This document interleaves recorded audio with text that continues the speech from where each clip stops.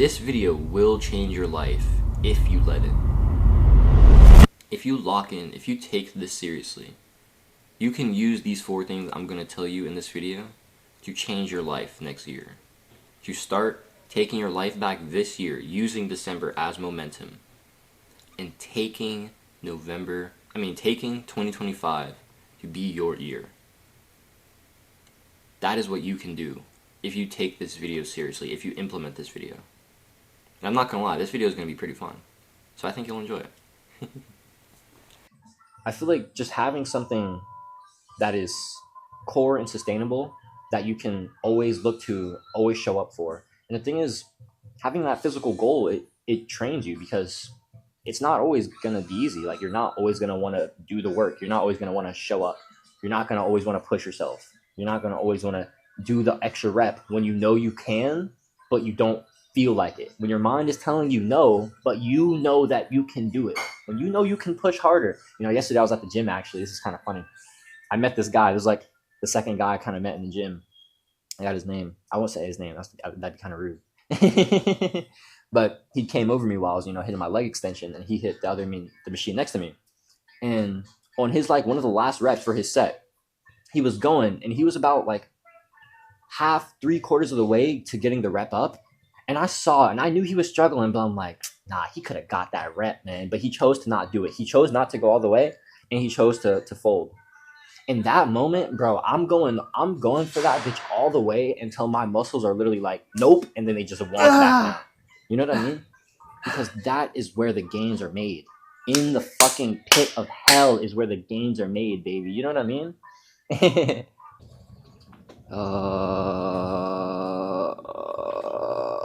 Oh yeah, baby.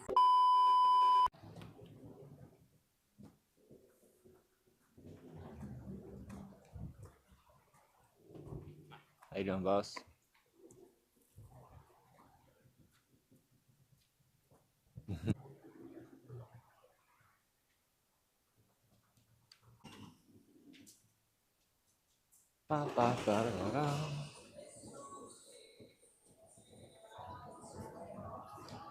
Hi. Give me 1 second, please. Here you go. Thank you so much.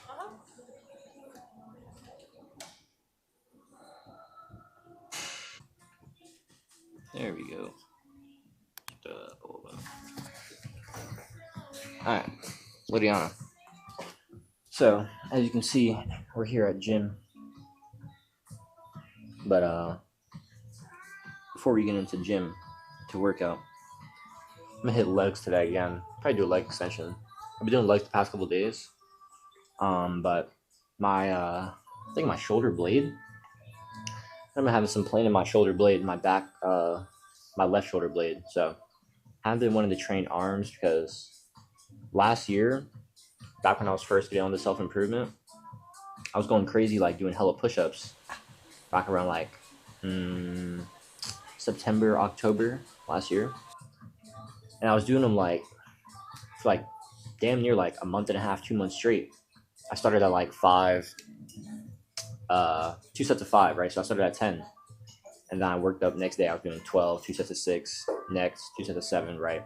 And I was just doing that every day. Eventually worked up to 120 or some shit.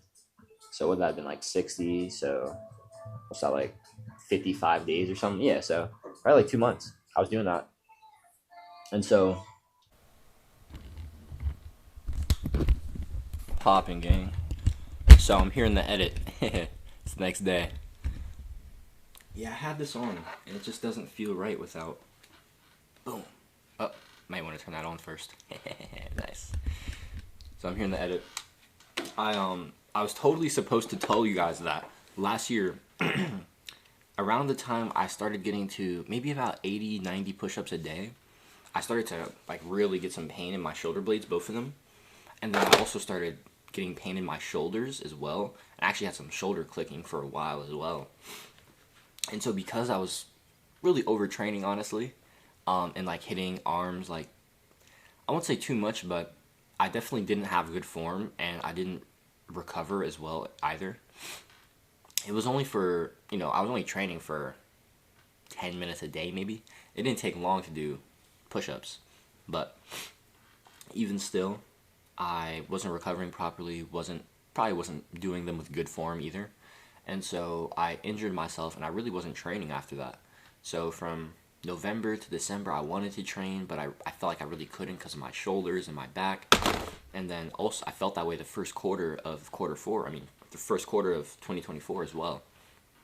So going super hard and like not listening to my body when I should be, that was something I have really learned from last year in terms of fitness. And so that's something I'm being super conscious of in the gym. Yeah, I feel like one, that was definitely a big win in terms of one, my physical fitness journey, in terms of showing me that I can push myself consistently and show up consistently for that amount of time. But two, it also showed me the importance of small wins, honestly, because having that like small anchor of just like getting this physical fitness win every day, even if it was just for five 5 minutes that it took me to do a set, do a couple sets, bust the push outs out for the day. It was so fulfilling because even if I wasn't making progress in other goals, like if I was slipping back into lust and I was like watching porn and shit like I shouldn't have been, or if I was playing too many video games, or if I was watching too much content, wasn't taking action like I should be, stuff like that. It's so hard. I mean, it's so easy to like be hard on ourselves when we're just starting on self improvement. We're just starting to try to like get after our goals in business or anything. Really, it doesn't really matter. And I feel like having any area of your life that you're like making meaningful, consistent progress in, I feel like that's so important. And I feel like that's why fitness can be such a anchor for a lot of people and why so many people praise it. And that's something that I'm seeing myself as I've been getting into it the past few weeks. But like making consistent gains in fitness truly is one, it's so fulfilling and rewarding, but two, it's also just like free. Honestly, like if you show up and you just do the work, like you're gonna make gains. I'm not saying it's easy, but it is simple. It is simple. It's simple to show up. It's simple to train hard. It's simple to lift weight. It's simple to push yourself. Now, there are many nuances and complexities in terms of mindset, pushing yourself to actually grow, pushing yourself to be better, pushing yourself to actually get past the struggle, pushing yourself to, yesterday I was hitting those leg extensions like I'm finna hit today. And I was going and I was trying to get these bitches up and I can't lift right now. Let me go like this. Boom. It wasn't working. Sometimes I was struggling. Or, my first couple of weeks when I was doing my dumbbell curls and I was trying to lift and it was not getting up and I was struggling. When you start struggling, that's when the real work starts. That's how you really grow your muscles, by that all out stimulus. I made the most gains of my life, like at all, in those 2 months when I was doing push-ups every day. It makes sense because I was putting a constant stimulus on my muscles every day, and I was pushing myself to do something hard every day. And I was pushing myself to my muscles where it's like, fuck, it's so hard to get these push-ups out. And when you're pushing yourself to where you can't, like you're struggling to start, that is when you're actually making gains. Because your muscle needs that stimulus to be like, oh, what I currently have, the strength we currently have, the size of the muscle we currently have, isn't good enough for the stimulus that is present. If the stimulus keeps being applied, then I know I need to adapt to the stimulus. And so you put that stimulus on your muscles while you train, or maybe while you're focusing. Maybe it's a meditation or you're reading, you're trying to train your focus, stuff like that. You do these constant things over time and your brain adapts, and your muscle adapts. And as you recover in sleep or in massage, or I'm going to do massage after this, or in meditation or yoga, stretching, walking, great recovery too. Swimming, these things. Hey, what's up, boss? You want to come over here? Yeah. Yeah, you got it, bro. You got it. Now you're good. Yeah, those things are great. So having a pillar in fitness, I feel like is super important. And I only did about, for that 2 months I told you about when I was doing those push-ups last year. And hey, boss, do you want to change? I could turn this off if you want. Oh, I'm gonna go shower. Oh, okay, cool. Appreciate you, bro. Yeah. So last year I only had that really for those 2 months I was telling you guys about. I really haven't been consistent in the gym at all my entire life. And I've done sports when I was a kid. I used to do mainly running. I did a lot of cross country and track, middle school and high school, first 2 years of high school. And then I also did some swimming and I did soccer both in 7th and grade. I was always an endurance kind of guy.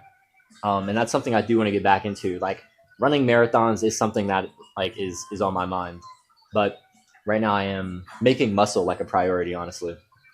But I feel like just having something that is core and sustainable that you can always look to, always show up for. And the thing is, having that physical goal, it trains you because it's not always gonna be easy. Like you're not always gonna want to do the work. You're not always gonna want to show up. You're not gonna always want to push yourself. You're not gonna always want to do the extra rep when you know you can, but you don't feel like it. When your mind is telling you no, but you know that you can do it. When you know you can push harder. You know, yesterday I was at the gym actually. This is kind of funny. I met this guy. This was like the second guy I kind of met in the gym. I got his name. I won't say his name. That'd be kind of rude. But he came over me while I was, hitting my leg extension, and he hit the machine next to me. And on his like one of the last reps for his set, he was going, and he was about like half, 3/4 of the way to getting the rep up. And I saw, and I knew he was struggling, but I'm like, nah, he could have got that rep, man. But he chose to not do it. He chose not to go all the way, and he chose to fold. In that moment, bro, I'm going for that bitch all the way until my muscles are literally like, nope, and then they just wonk back down. You know what I mean? Because that is where the gains are made. In the fucking pit of hell is where the gains are made, baby. You know what I mean? And having fitness is a consistent way to get into the pit of hell. And I feel like that is why it's, as I've been incorporating fitness into my life the past few weeks, I've truly seen what it's like to be a Renaissance creator. Not just the mental, not just the learning, not just the work, not just the spiritual, not just the stillness or the esoterics or the mysticism, not just the art, not just the writing or the storytelling or the painting.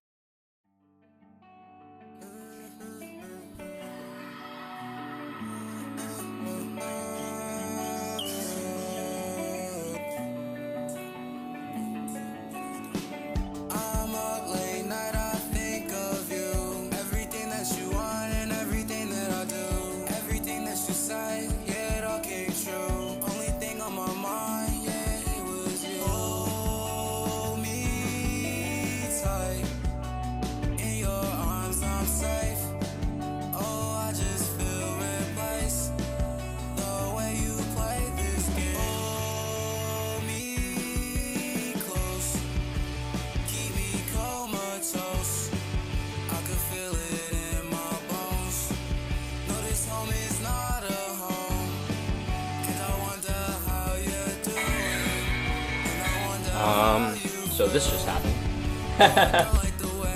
I tried to clean my... Oh shit. Okay. I was trying to clean the thing, and I put it in the water, and then I like touched... Yeah, so this happened. No. The fitness, the masculine discipline as well. That is super important to me. That's super important, I believe, to everybody. And even if it's not a super masculine fitness, if it's feminine or if it's, neutral, whatever works for you, do it. Have that fitness practice be your anchor, because you can make consistent progress in fitness if you just show up. It's very hard to say the exact same for business or for art or for other things that require maybe other people or relationships. In fitness, everything is basically just solely on you. It's how well are you, like how hard are you training? How well is your diet? How good is your recovery? That's how you make gains in fitness. That is all completely up to you. And so I feel like incorporating this anchor into my life is something that's changing my life over the past few weeks, and it's so tangent already. And I just want to spread that to you guys. So that's the first lesson of this video, having a physical anchor.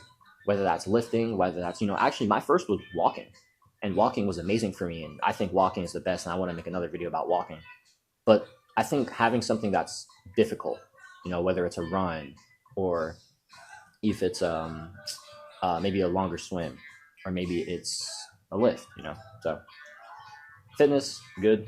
Health, good. Let's go train.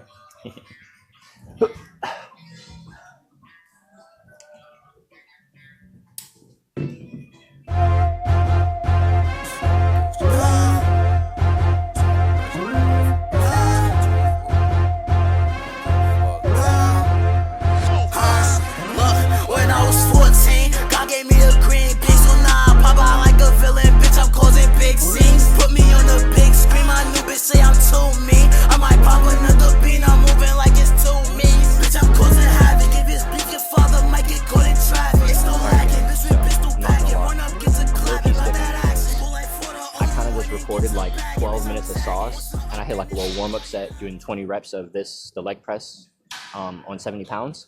And I'm sticking because my mics were off, so feel bad. But this thing might die, so we gotta be quick anyway. But basically, I'm gonna hit the set and I'm gonna talk to you guys.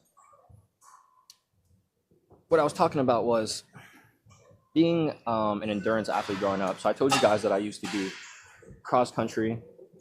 I did track, I did swimming, and I did soccer. So I did cross country 5th and 6th grade.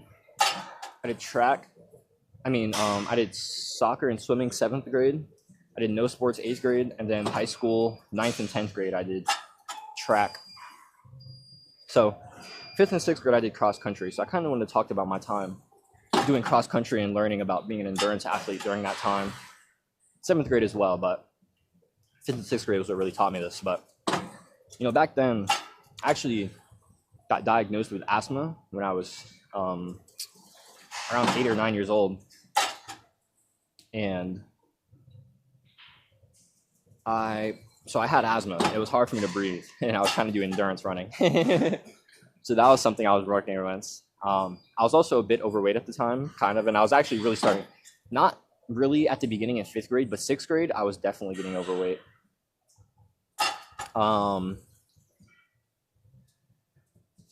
But basically, I would show up, right? And every day, so funnily enough, my school would love to torture us. And they'd have us in school from 7 a.m. to 5 p.m. Monday through Thursday. And then on Friday, I think we got out like 3 or some shit, or like 2:30 or some shit. But we was in that bitch slaving for like, 11 hours a day? And then, 10 hours a day. And then after school, I would go to practice and run like a mile, 2 miles at least every day for like an hour, hour and a half, 2 hours. And so I'm getting done with practice like 7 o'clock. I'm getting back in the crib maybe 7:30. Gotta eat, shower, 8:30. And these motherfuckers wanted me to do homework? Y'all niggas tripping. I wasn't doing homework anyway, but definitely wasn't doing that shit during the season. But, man, bro. During the season, during those practices, having to run those miles every day after practice while tired, having to run up the hill. I'd actually have to run like down a hill and then up a hill. My school was on a hill, and we'd run down the hill to go to the park, and we'd go to the park to have practice. There was like a track at the park, and we'd run the track to do our training. And then we'd run back to school, and we'd run back up the hill, which was a bitch and a half. And that's how we finished practice. Doing all that shit, going to meets, doing races. There were a lot of times I just wanted to fucking quit. I just want to be like, fuck this shit, dog. What the hell? This is some bullshit. But I didn't. There were many, many, many, many, many times I wanted to just say, like, fuck this, I'm out. I'm done. But I just kept fucking moving. I've always loved Meet the Robinsons. I love the movie, but I love the message even more. Keep moving forward. Life's gonna slap you. Are you gonna stay down? Life's gonna kick you. Are you gonna get back up? Life's gonna test you. Are you gonna...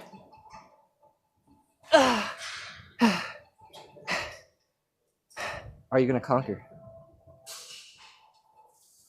And early on in my life, I learned that I could conquer. I could conquer my fear. I could conquer my mind telling me to stop. I could conquer my weaknesses. I almost drowned. when I was 9 years old, I think. And it was super traumatic. I just learned how to swim, so I was in the ocean with my sister. But we were getting out too far. And the waves were starting to pick up. So I'm asking Lala for help. But she's kind of like, this is honestly super traumatizing. I didn't think she realized that I was like really struggling in the moment, but I kid you not, I'm sitting here like drowning. Like I can't swim. I'm like losing myself trying to fight the ocean. And I'm asking, I'm like, Lala, please help me. Lala, I call my sister Lala. Her name's Keelani.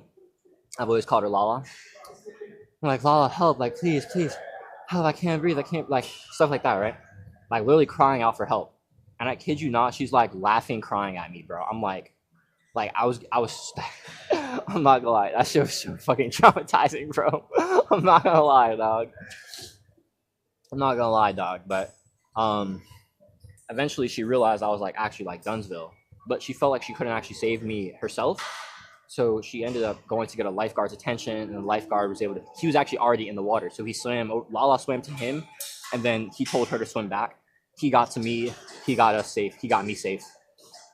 So thank God for that lifeguard, right? Bless that man, because without him, your boy would not be here lifting right now, spitting game at you right now.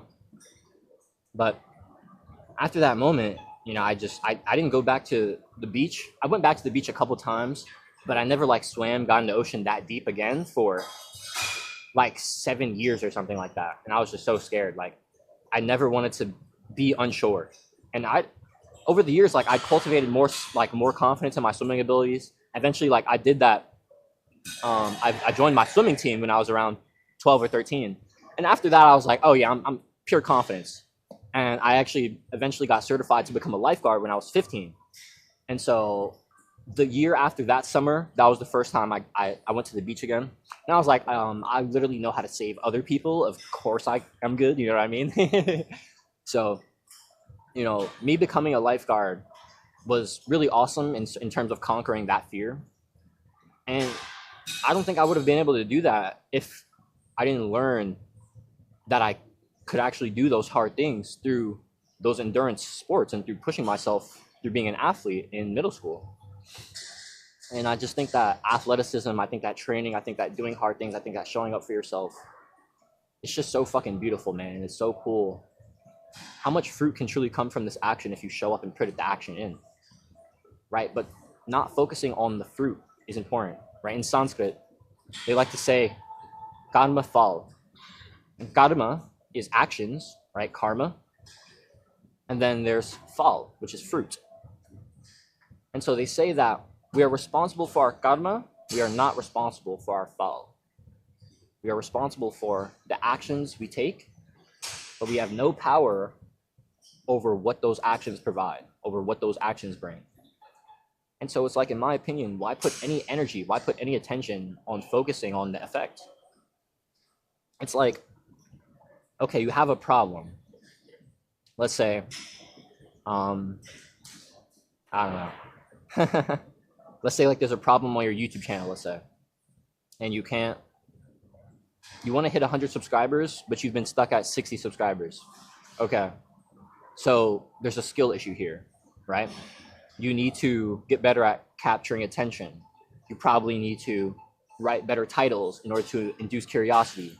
Maybe you need better thumbnails, better packaging overall in order to be like a 1-2 punch. Maybe you need to have a better hook or in the beginning of the video. Maybe you need to be able to improve your storytelling so you can hook people in and convey emotion, stuff like this.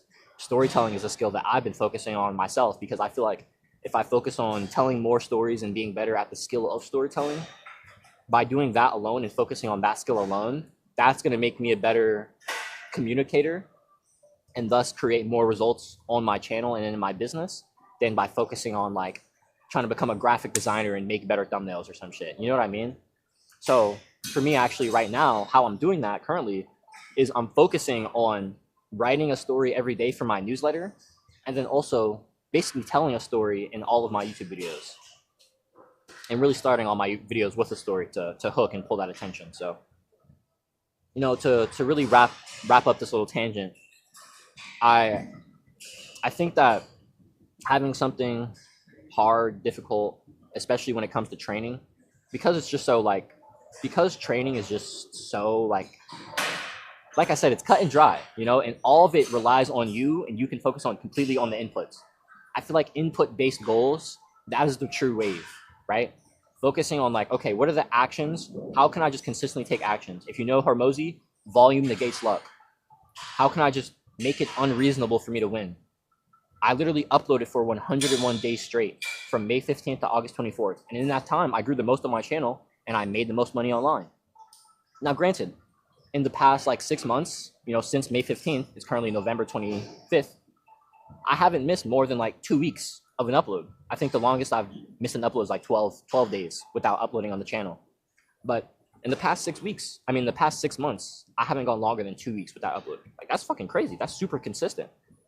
And because of that, I have still seen like semi-consistent progress.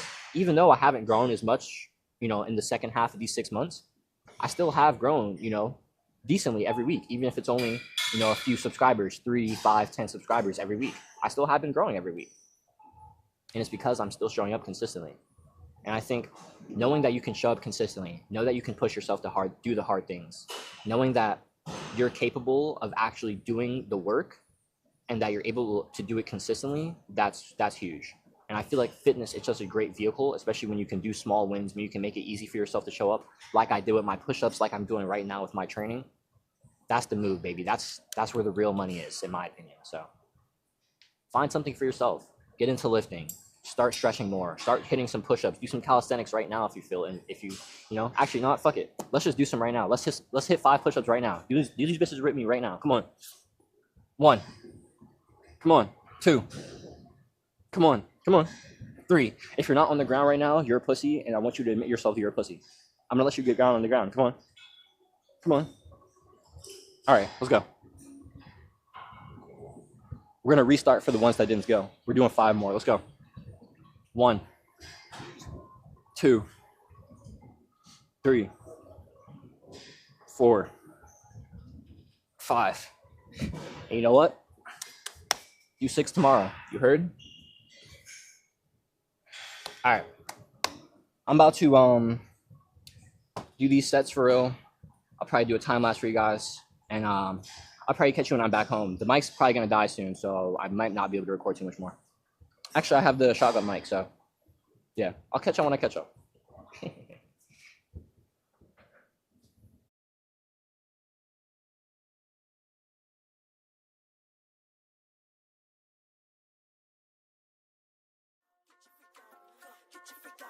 Get your freak on, baby, get your freak on. Get your freak on, baby, get your freak on. Get your freak on. Get your yeah, come on, let's go, let's get your freak on. Eastside, let's go. NMG's that booty fatter than my motherfucking blunt. What you wanna do? You could be my wife or be a slut. Do what you supposed to do. Come over the crib and eat it up. You a freak and I'm a freak. So what you say we fuck like? Put that dick all in your back. Pussy good, I feel like scratch. Said you got him in. I don't speak on fucks, we don't do that. Said you got him in. I just wanna fuck, don't get no fucks. And you a slut, so throw that deep shit like a quarterback. Tryna fuss, so bring that pussy. Sit that twaddle in my jaws. Booty pitchy and I'm keen. Use this dick to break her walls. Face down, ass up, make it meow, bitch, I'm yours. Will I end up putting dick all in your sister? Why, of course. I said fuck a fast cat. Tryna fuck her ass fat, shit a blend. I'm tryna tap that, I throw that ass back. She roll a blunt, I roll a blunt, no puff, I pass that. I ash that, but since I passed that, my brother splashed that like fuck it, hit her, put it in positions, make her can't fuck it in the kitchen, so I fuck her in a new car. I'm beating on that pussy, make it call, make it boo-hoo. We be making content, we can't post this bitch on YouTube. She be kissing all up on my dick, she touching boo-boos. I'm a chocolate milk, she gon' drink me up like you-hoo. Walk into the party, titties popping, they like you-hoo. Fuck a bitch and then I pass it to the game cause I ain't playing. Blonde hair, strong bitch, she be going super saiyan. I keep a Glock, call me high, I know I'm finna spring. Like Vegeta, it's my fight, flash my muzzle, it be breaking. What the fuck be wrong with this? It be breaking, bitch. 40 on my hip, I make a nigga get the shaky quick. So he dropped the wire, so that nigga left him in the ditch. Niggas say they real with biting cheese, that's that sneaking shit. Got a top, thought she give me toss, like I been got top off. Extensions, they lethal weapons, they look like pasta. All of my niggas smokers, we move like roster. Extended that magazine, Curry on the roster. Hollow gon' fill your block up, gon' burn that block up. Hit a nigga taco, gon' send shell for block up. And my Glock is spitting fire just like a dragon. It's laughing, it's shooting at you, that nigga lacking. Come and look at niggas. Come and fuck with this or something.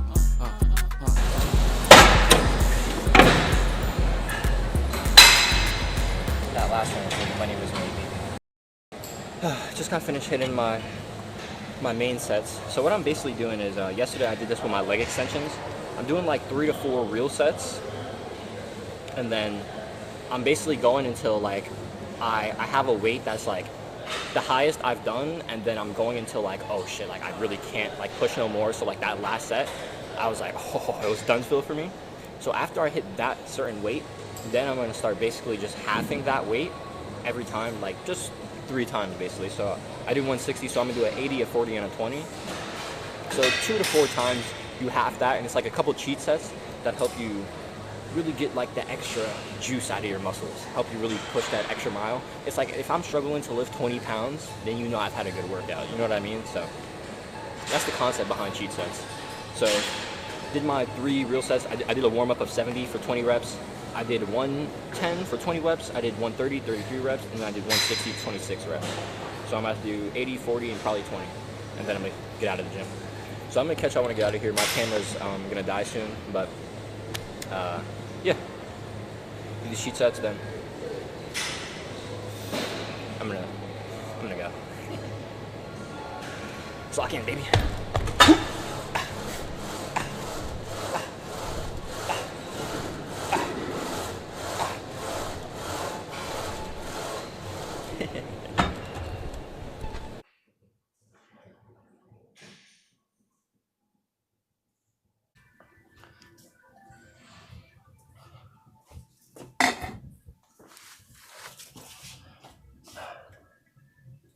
I'm gonna take this hoodie off. Shit, bro.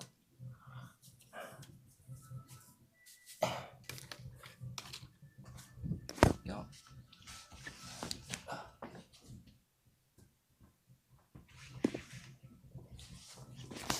Alright, there we go. Put this over here.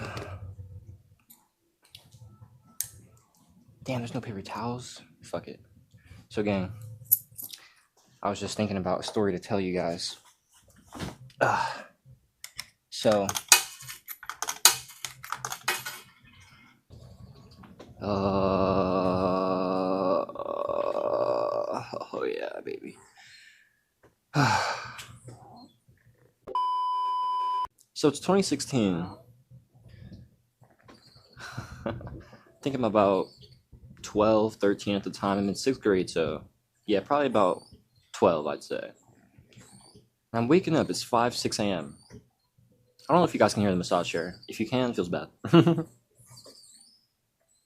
wake up at 5, 6 a.m. And so I get on my PlayStation, right? Like first thing in the morning, hella blue light. Straight up dopamine, right? Being a dopamine rat. And I go and I click Black Ops 3, hit options, and I'm checking for an update. And it goes and it's like 10 minutes and it hasn't updated yet. I'm like, fuck, come on, bro. Come on. And then I check, boom, it's there. I'm like, let's go, hype. And so, boom, I start updating the game. Game finishes updating, probably takes like 30 minutes. What I do is I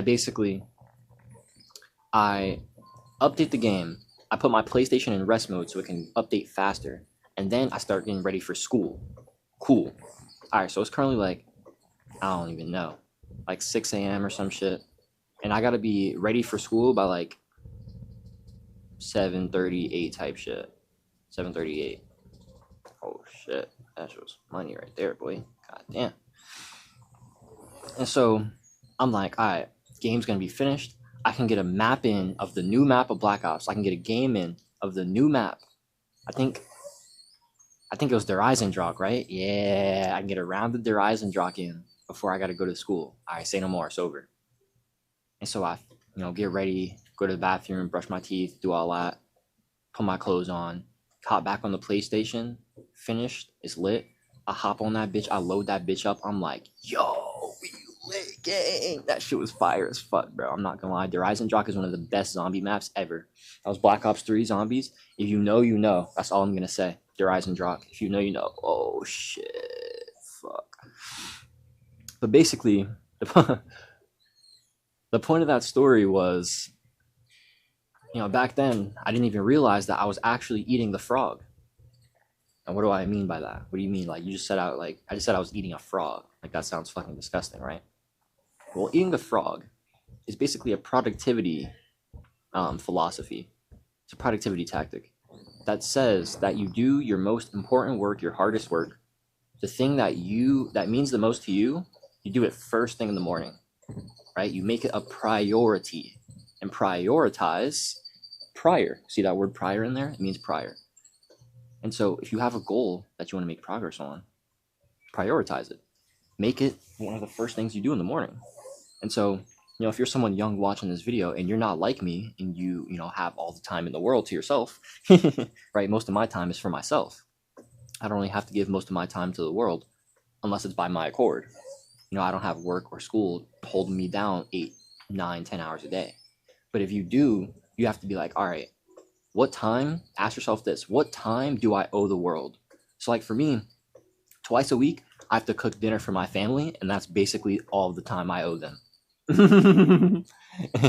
It's like, we also have Sunday breakfast. And then, you know, we'll hang out and we'll do things, of course, as a family. It's like, oh, Jay, you got to come do this thing. Or, hey, Jay, we need some help. Or, hey, Jay, come do some work here for us. Of course, I'm going to go to do those things. But I don't really have to take those into account, really. If those things pop up, I just adapt. But, you know, on a consistent basis, figure out how much time you owe the world. So for me, when it comes to making dinner twice a week, that's only like, you know, maybe a few hours, 2, 4, maybe 5 hours total out of my week goes to that.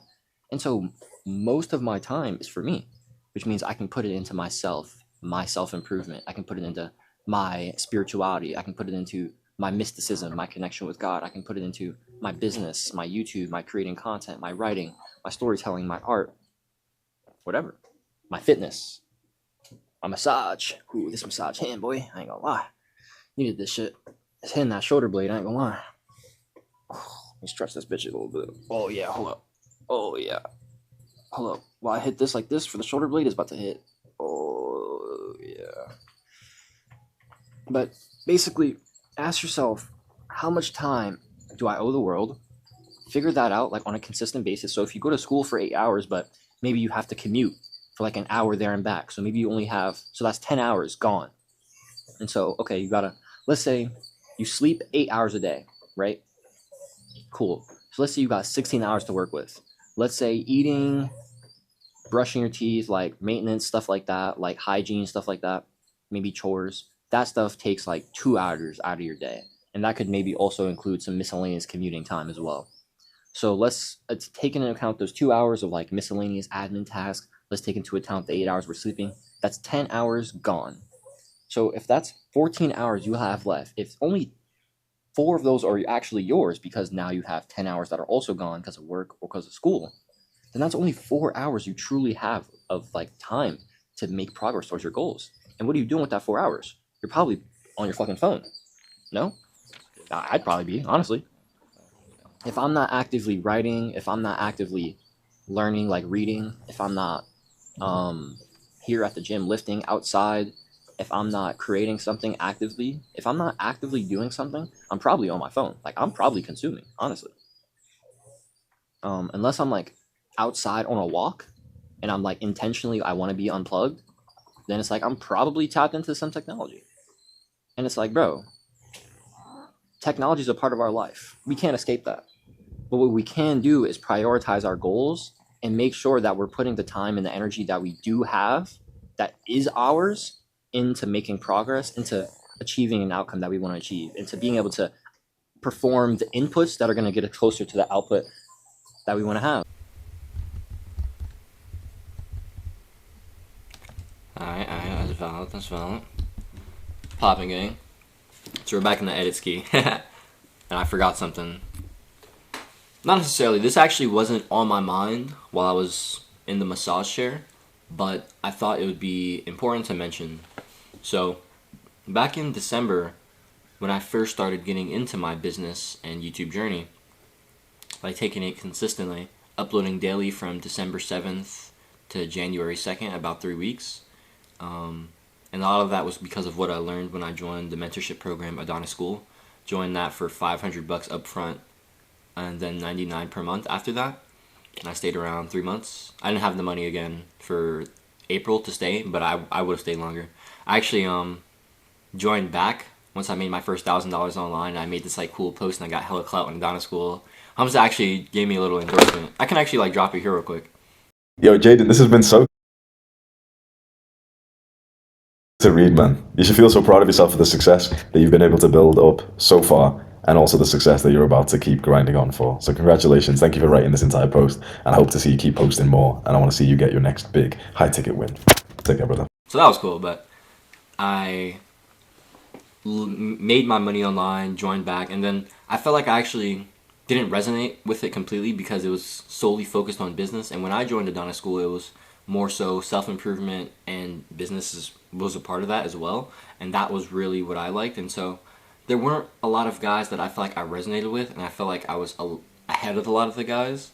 And in terms of business tactics, I felt like I learned a lot of the core things they were teaching in terms of beginner stuff. So I thought the ROI wasn't worth investing again for the next month. In terms of when I went back, it was in July, I'm pretty sure. So staying for August, but I'm actually very interested in joining back again. And it's actually back to $500 up front and $99 per month again, which is kind of annoying, but I actually like that because I know that higher quality people would be in there. When I joined, I was so fucking lit in Adonis School, and there was like 850 people in there, and then in like by February it doubled to like 2,000. It was pretty crazy, but it was because at first it was 500 up front and 100 after that per month. But then Hamza switched it to $129 per month when school introduced integrated payments. They didn't have integrated payments back in 2023. But in 2024, January, they rolled around integrated payments. And then Hormozi hops on the boat in February. Boom, school game comes. And then boom, Hamza pushes to win the first ever school games. Boom, he does it by doubling Adonis School, basically. We were at 1,000 in January. We were at 850 when I joined back in December. And then this guy literally doubled Adonis School in like a month. I think he got 800 people in February, and then by the end of March there was 2,000 people. And so that was pretty crazy. But no more Hamza tangents. The point I was trying to make here was that when I first got on my YouTube and business journey back in December, I was able to show up consistently for myself when I still had a job. I had a job back then. I was working for my stepmom, actually. I would go out and like, she actually has her own business, but she was injured, and so she couldn't go out. She would basically drive around to houses, take pictures of houses, like kind of like do outside inspections for insurance companies. She has contracts with them, and then she sends those over. She does like some, other filing work, blah, blah, blah, blah, and then she gets her bread from them. So because she was injured, she got like a knee injury last year. She really hurt herself. I basically came down here and I just boop, boop, boop, filled in. It was perfect timing. And so I took that over for her, and I was doing that until like March of this year when I crashed her car. Yikes. But yeah, back in December I was working. So it was basically I was working like 7-8 hours a day most of the days. And I usually got to go out, I got to go out whenever I wanted. And so I went out around usually like 8, 9-ish, sometimes 10 if it was later, and then I usually get back home around 5, 6, sometimes 7 if it was late, right? And so what I would do in the morning is I would be waking up 4 a.m. and I would be on my meditation, my journaling, you know what I mean? That's what I was doing, my self-improvement back then. Also my discipline shit back in Adonis School, all those masculine guys around me. I felt like super accountable. I feel like that's super cool in terms of having like people around you in terms of community. I feel like that's super important. That's something I want to cultivate and create for myself. And for like digital renaissance creators. But I was waking up 4 a.m. doing my meditation, like doing my showing up for myself, but I was just boom. I was grinding out videos. I was literally posting every single day for 3 weeks straight. And I was mainly doing that first thing in the morning, waking up. Now, I'm not going to lie. Sometimes I was lacking. I was slipping up. But you can't post 3 weeks straight without having videos. And so what was I doing? I was showing up for myself after work. And you know what? I did not want to most of those times. But you know what? I had a commitment to myself to show up daily. And so I was showing up for that shit. And so, you know, like, you all, like, every one of us claims we don't have time. It's bullshit. You can wake up earlier. You can discipline yourself after. I'd recommend waking up earlier, which is what this video was really about. And so I just kind of wanted to share with you my perspective and like the time where I didn't have much time to myself, where I still did that and I was still able to show up and make some consistency for myself that I felt super proud of. And I'm still very proud of that moment in December because it showed me what I was capable of. That moment in December of making videos for 21 days straight gave me the confidence and the momentum to make my first course in a day. 21 videos in a day. And that course is 5 hours long. It's actually completely for free here on YouTube. It's in my description. It's a journaling course for inner work. You can see my free courses in playlist in the description. It's kind of like for mindset, for inner work, for inner healing, especially like inner child work. And so for us creators, conscious creators, if something, you know, if you feel like you have been having a hard time expanding your awareness and maybe you're interested in journaling, give it a shot. See what's in there that you are interested in. I actually do recommend watching it in order because the order was meticulously thought out, like for hours. Like it took me 4 hours to script that thing the night before after I worked, and so my brain was cooked. But you know, I mean, I'm really proud of that course. Looking back on it, I put so much work into that thing.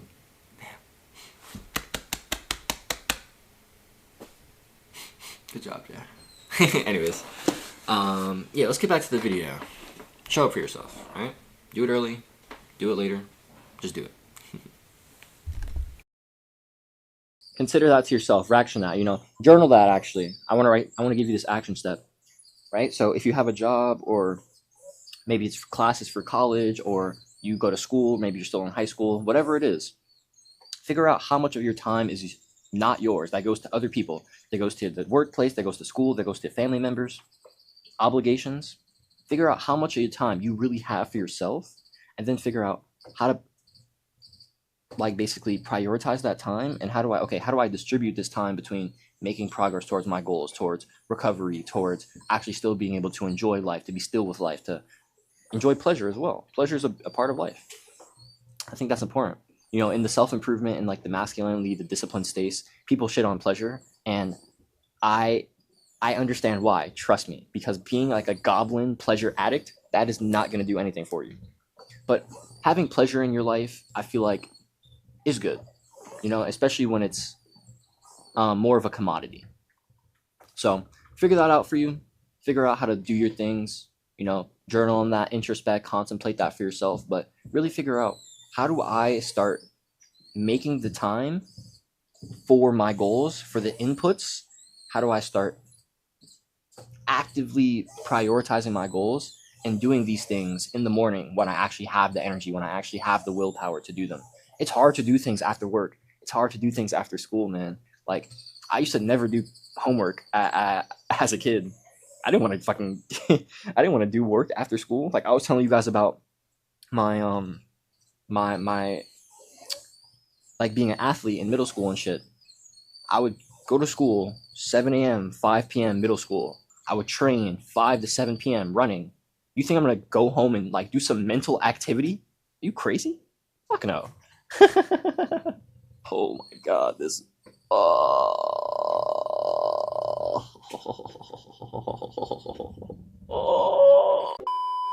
That just hit. Yeah, like fuck no though. Bro, it's hard to do things. The later and later in the day, the more brain points you use, right? This is a concept that you should understand. Whether you want to call it brain points, mental bandwidth, the RAM, like mental RAM, it doesn't matter. Your brain's capacity, cognitive load, anything. Your brain has a certain amount of juice in a day, you know what I mean? And that's peak in the morning. And so why not use that peak energy to make progress towards the things that matter to you? Makes sense if you ask me. Now, if you're like me and you have, more time, then, you can be more flowful through your day. You don't have to be as structured, as disciplined, especially when you're starting out. But if you don't have that commodity, then you have to be real. You have to work with what you have. And so if you only have an hour, use it. If you only have 30 minutes, use it. If you only have 15 minutes, use it. You could do, some push-ups. You can do some calisthenics in 15 minutes. You could record a YouTube video or do some writing in 15 minutes. You could, get some reps in drawing, painting in 15 minutes. Bro, you can make progress towards your goals. You can do some work. You can put in some inputs. You just don't want to fucking do it. And it's like, bro, what do you want to do? You want to be a lazy son of a bitch? Or do you want to make progress towards your goals and live a life that you love? That's all I got to ask. I'm going to enjoy these last 3-ish minutes of my massage. I'll catch y'all. Oh my god.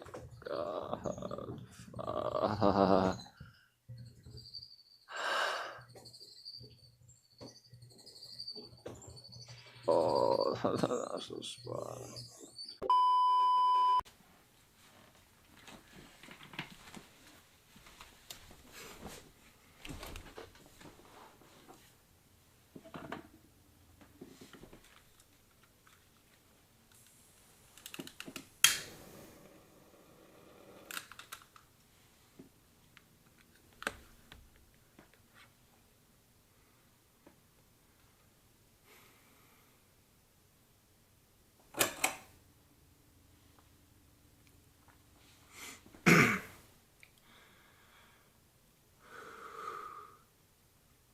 I'd like to thank you for waking me up today to allow me to experience you today, to experience another beautiful day in your world, another beautiful day to grow, to learn, to understand myself better, to understand you better.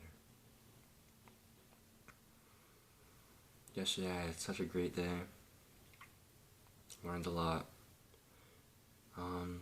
trained pretty hard too at the gym, and got a solid letter out that I'm really proud of. One of my loyal subs, Sam. It's my boy right there. Shout out Sam. I know he's watching this. If you go, Sam.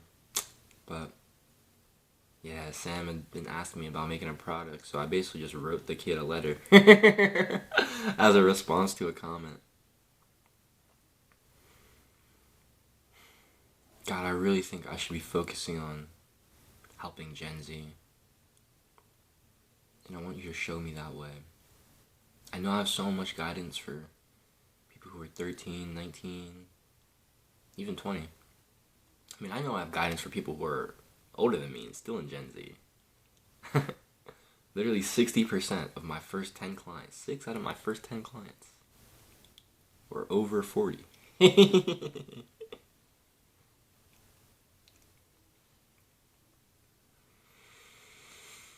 I'm just so grateful for everyone you've blessed me with this opportunity to know this your God, to understand this your God, to love this your God. I'm so blessed for how you've expanded me and allowed me to grow the things you've shown me about myself. I'm just so grateful to be where I'm at, to have what I have, and to be getting closer every single day towards my goals.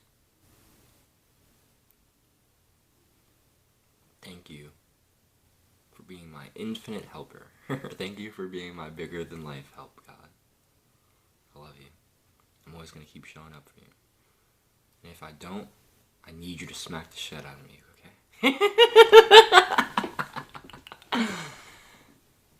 Amen.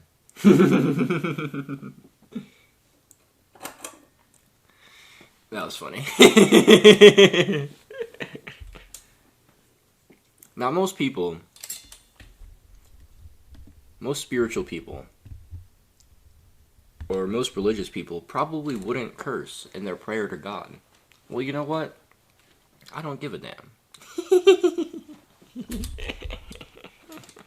me turn this light on. This shot looks like trash. Turn on. There we go. Howdy.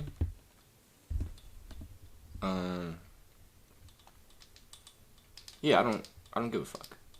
I'm not most religious people or most spiritual people. Ah. So, just in my morning prayer, it's pretty awesome. Felt very, very good. I feel really good right now. And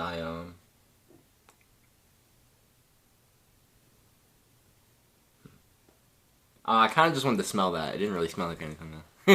I kind of just got like a very warm sensation on my my eyebrow. So, this morning I did my prayer, and I really enjoy starting the morning with a stillness practice. I didn't actually start my morning yesterday with the stillness practice. Yesterday I woke up around, usually later than I wake up. I usually wake up around this time now, which is around, it's 5:45 right now. I usually wake up around 4 to 5:30ish. But sometimes I might wake up later around 6:37. So yesterday was one of those days I woke up later. And I was not feeling sitting down in this chair to write yesterday as soon as I woke up. And I was not sitting I don't know. Of course I could have just done a prayer real quick. I just didn't. The point was that stillness is very important for us digital Renaissance men, us digital Renaissance creators. And that's the second practice or pillar that I want to share with you guys, stillness. I want you to imagine this. Back in the European Renaissance, the time of Da Vinci, you think Da Vinci was scrolling on TikTok? You think Da Vinci was in the middle of journaling something? He was in the middle of writing something, doing some focused work? And then, he saw a fire out of the corner of his eye, and then he just started, staring at the fire all the time. Or maybe he saw, a beautiful woman walk past. Alright, that was probably a bad example. Da Vinci was gay. Alright, but you get the idea, right? In the European Renaissance, there were no digital distractions. There was no war on our minds. There wasn't that. Does this shot look ass? I feel like this shot looks kind of ass. I think I should get back. Basically, during the European Renaissance, or even the Harlem Renaissance, we're currently living in the digital Renaissance. Some people may say it's the second Renaissance. Some people may say it's the third. That's what I'd say. During the European Renaissance, during the Harlem Renaissance, during the digital Renaissance. All of these time periods are time periods of mass creativity, mass freedom, authenticity, abundance, expression. Super awesome, super amazing. I love everything about that. However, there's something to be said about how we kind of have it a bit harder in the digital age. We have it way easier in terms of the leverage that the internet provides us. But although the internet can be our greatest tool, right, the greatest weapon that we can wield, it is surely a double-edged sword. And most of us have probably been meeting the other side of that edge. Being a consumer. Let me see if I can find this. I wrote a tweet the other day talking about this. We are all creators and consumers. Be aware of how your create to consume ratio is affecting your life. So, in the Harlem Renaissance, in the European Renaissance, books were the main way to have access to information. Books or other people. That's really it.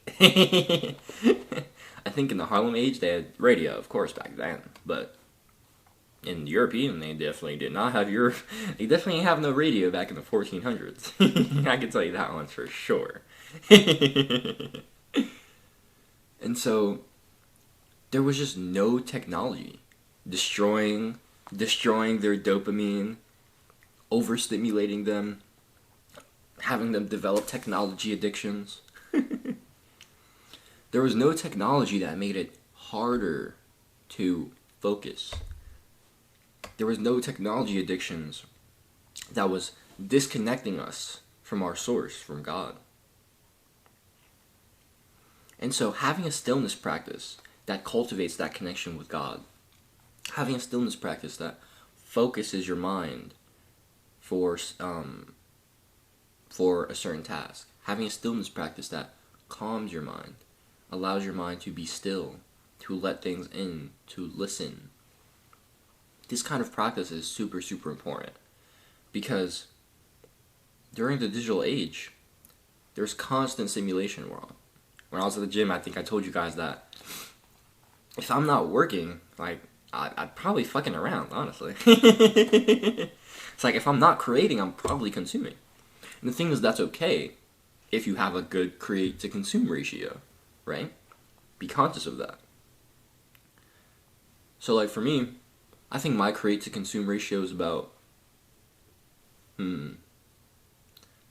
let's say, I'd probably spend about 20 to 25% of my time creating, and then the last 75-80% of my time consuming. Might be a bit more than that. I probably wouldn't say I have more than 40% time creating. I think that'd be a lie. Straight up. That's funny. It's like, okay, Jim, like, let's average this out through the week. So what am I saying? Like, let's say it was a 3-to-1. For every 1 hour I'm creating something, I'm watching like 3 hours of content, or I'm reading for 3 hours. Actually, that doesn't really sound that. Actually, 60-40 actually sounds good. 50-50 is like, nah, there's no way it's 50-50. 60-40, I can believe that. I can believe 40% is creating, 60% consuming. So that's the ratio I'm gonna tell you that I live by. I don't know exactly, but it seems right. It seems right in my head. And so, you know, I used to be a hardcore consumer. I wrote a tweet the other day that said, going from hardcore consumer to hardcore creator is truly an art of alchemy. And it is. Because going from, let's say, consuming 100% of the time, or even like 98% of the time, to creating like 10% of the time, right? Consuming 90% of the time. Bro, that is such a big like gap. Showing up and creating like consistently for like 15-30 minutes a day, bro, even though it's not as like, you wouldn't think that sounds super crazy. That's super hard. But bro, it's tough. It's tough to show up for 15-30 minutes every single day and do something, right? That's why most people aren't making progress towards their goals, because they're not showing up and putting in the fucking work that's making them progress towards their goals. And that's why we're focused on inputs here. And so it's like, okay, what inputs could you use to have a better stillness practice, right? Maybe you could wake up and you could journal a page every morning. That's similar to artist pages, a practice from the artist way. Maybe you could do a prayer every morning, and that could help you deepen your connection with God. Right, like me, I used to do a lot of journaling or meditation or breath work in the morning. But I feel like, for me, I enjoy to mainly do my emotional processing and connecting with oneness, connecting with God. I enjoy to do most of that outside in nature on unplugged walks. And so, when it comes to doing something like having a stillness practice in the morning, having something where I'm doing a prayer, or maybe I'm doing a fixed eye gaze meditation. So basically, there are many kinds of meditations, but they're kind of interoception meditations, and then there's, I think it's exteroception. So interoception is the inner world. So that's usually when you're closing your eyes and you're focusing on your breath or something in your body. So maybe a sensation in your body, maybe your heartbeat, or the way your chest moves up and down as you take breaths. And then there's exteroception. So this is the science of meditation. And that is focusing on something outside of yourself. So maybe it's focusing at staring at a candle or a single point. This is called fixed point gazing. In Sanskrit, it's called trataka. And so this is supposed to help fix your eyes and train your attention that way. You could also do something with your ears, a ears meditation. That's kind of like, okay, you sit and close your eyes, and you take in as many sounds as possible. You try to recognize as many sounds as possible. So there are many kinds of meditations. Interoception, exteroception, ones that help cultivate a deeper inner world, cultivate a deeper outer world connection. And I think that having any of those could be very powerful for your stillness practice. So incorporating a stillness practice, I think, is essential to us as digital Renaissance creators. As people who want to train hard, do exercises, as people who want to learn and do mental work, as people who want to create. Recording. Trippy. Super trippy. We need to be able to actually have the drive to create, the will, right? And it's super hard to have that drive, to have that motivation if your dopamine is fucked. And so getting your dopamine straight, that can be a great first way, right? So whether it's going on a dopamine detox, whether it's being more intentional about, okay, let's say for the first 30 minutes of my day, I won't do any screen time so I can lock in and make progress towards my goals. Awesome. Whatever it is, whatever things you can put in place to start helping you make more progress towards your goals, while incorporating that stillness practice that allows you to have more mental clarity, allows you to connect a deeper, cultivate a deeper connection with the divine, and also a deeper connection with yourself, and allows you to gain better focus for your work, and allows you to execute on hard things. If you're playing video games all the time, fapping all the time, eating fucking junk food all the time, you probably won't want to do the hard work like training or like learning or like working, like creating. You probably won't want to do those things. It's a lot less pleasurable. Now, in my opinion, it's actually way more fun. Fun and pleasurable are very different, honestly. But, it's like, what are you going to really get fulfillment from at the end of the day? Like, video games, porn, that ain't doing shit for you, gang. Come on. We already know this. Come on, gang. Come on. You know this. I don't really gotta tell you this. But learning, creating, cultivating a deeper relationship with yourself, improving your mental health, improving your spiritual health, improving your physical health, learning more, improving your mind, improving your skills, improving your craft. A stillness practice will easily amplify every single one of those areas of your life. Yeah. So whether it's meditation, breath work, whether it's yoga or stretching, whether it's a massage, whether it's journaling, whether it's an unplugged walk, or even if you're just taking some unplugged moments while you're doing some mundane tasks. Maybe, I've been trying to be more conscious of this myself, doing chores, let's say, without headphones on. So maybe I'll cook dinner, or, have, make some food without headphones on. I'll wash dishes without headphones on. I'll go to the bathroom without my phone. You know what I mean? Like, these kinds of things. It's like small things like that. Trying to separate yourself from the technology and, really just okay, let me just connect with myself. Let me connect with oneness. Let me connect with presence. Let me be present right now in this moment. Presence is that asset. I believe that stillness helps cultivate presence the best. And I think that presence is such, actually, fuck it. Love this book right here, baby. Way of the Superior Man. This book actually got me on my conscious spiritual journey a year ago when Hamza recommended it to me. But right here, I love this quote on the back of the book. When a man's value is no longer measured by what he does, by his finances or social standing, how does he determine his worth? In our new world, a man's presence, his depth of awareness, is his most valuable asset. That's from the legend David Deida. Deida says that a man's presence, his depth of awareness, his connecting with the present moment, his putting his attention on the oneness of the now, right? On putting your attention on the oneness of reality, putting your attention on the present moment, on the here and now, connecting with the flow of life That is presence. Being in the moment, truly in the moment, deeply aware in the moment. That is a man's most valuable asset. In my opinion, that's a woman's most valuable asset as well. That's anybody's most valuable asset.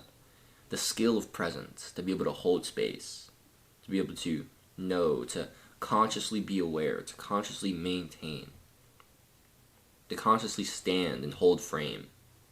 It's such a key aspect of the masculine, of the divine masculine. And I think cultivating that through a stillness practice is going to be so important, regardless of if you're a young guy, if you're a young woman, or if you're anything else. So I'm about to hop on my edit. I'm currently about to edit the vlog from yesterday. So I'm about to edit the gym clips from yesterday. So yeah, as you can see here, I got my timeline up, got my clips on there already. I'm about to get locked in, girl. So I mean, hey, this is the third pillar right here. Work or creating.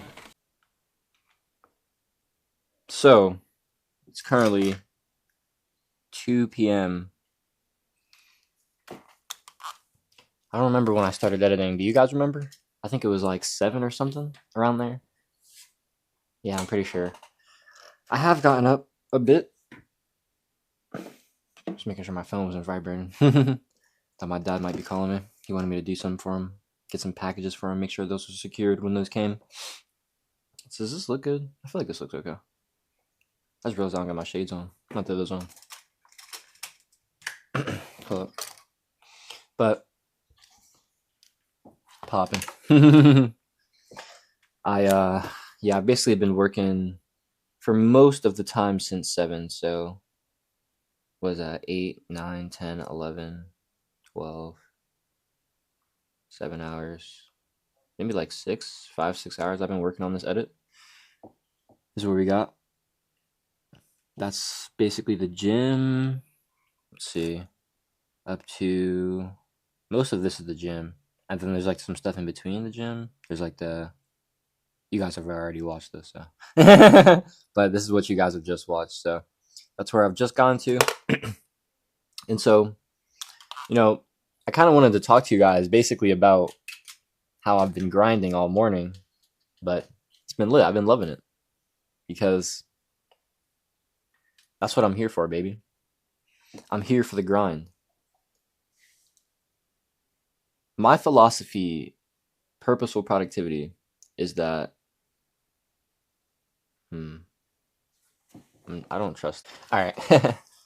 I kind of interrupted myself there because I wasn't sure if my audio levels were getting a bit high, and I wasn't sure if they were getting too high, so I guess I'll just find out in post.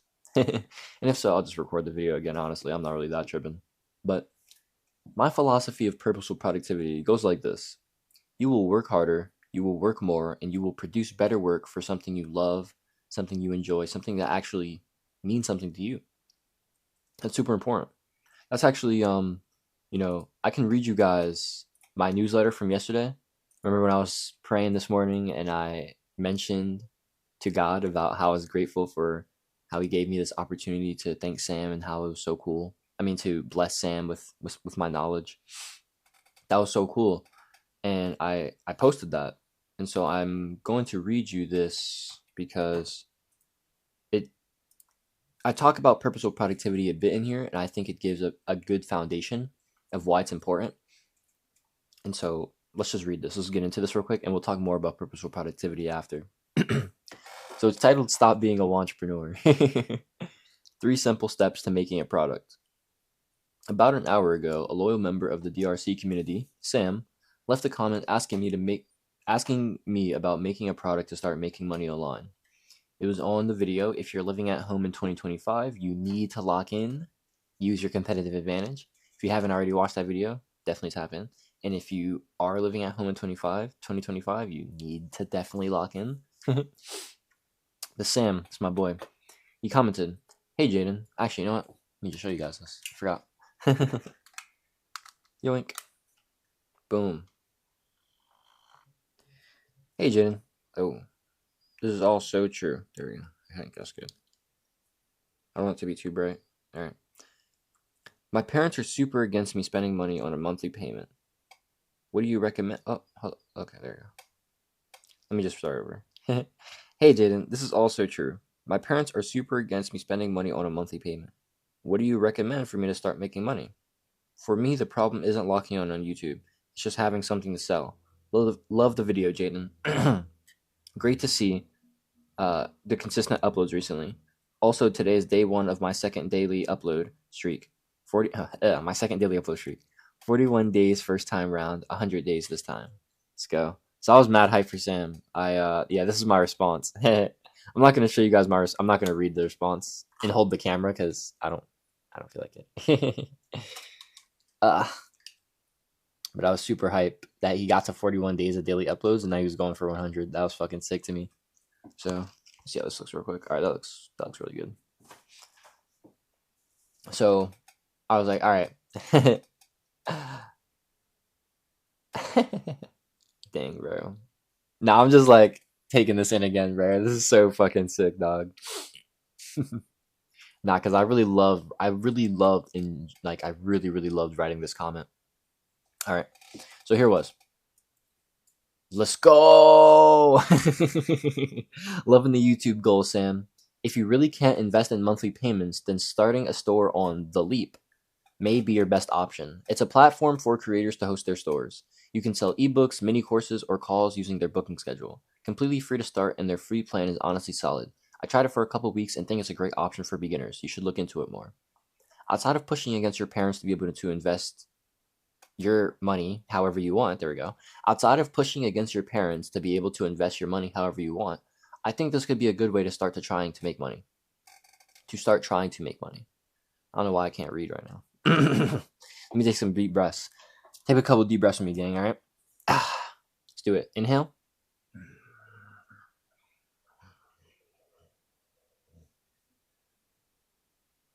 Exhale. Clear my throat too. All right, one more inhale. Let's go super deep this time, all right? Super, super deep. Pull that motherfucker. Pull it.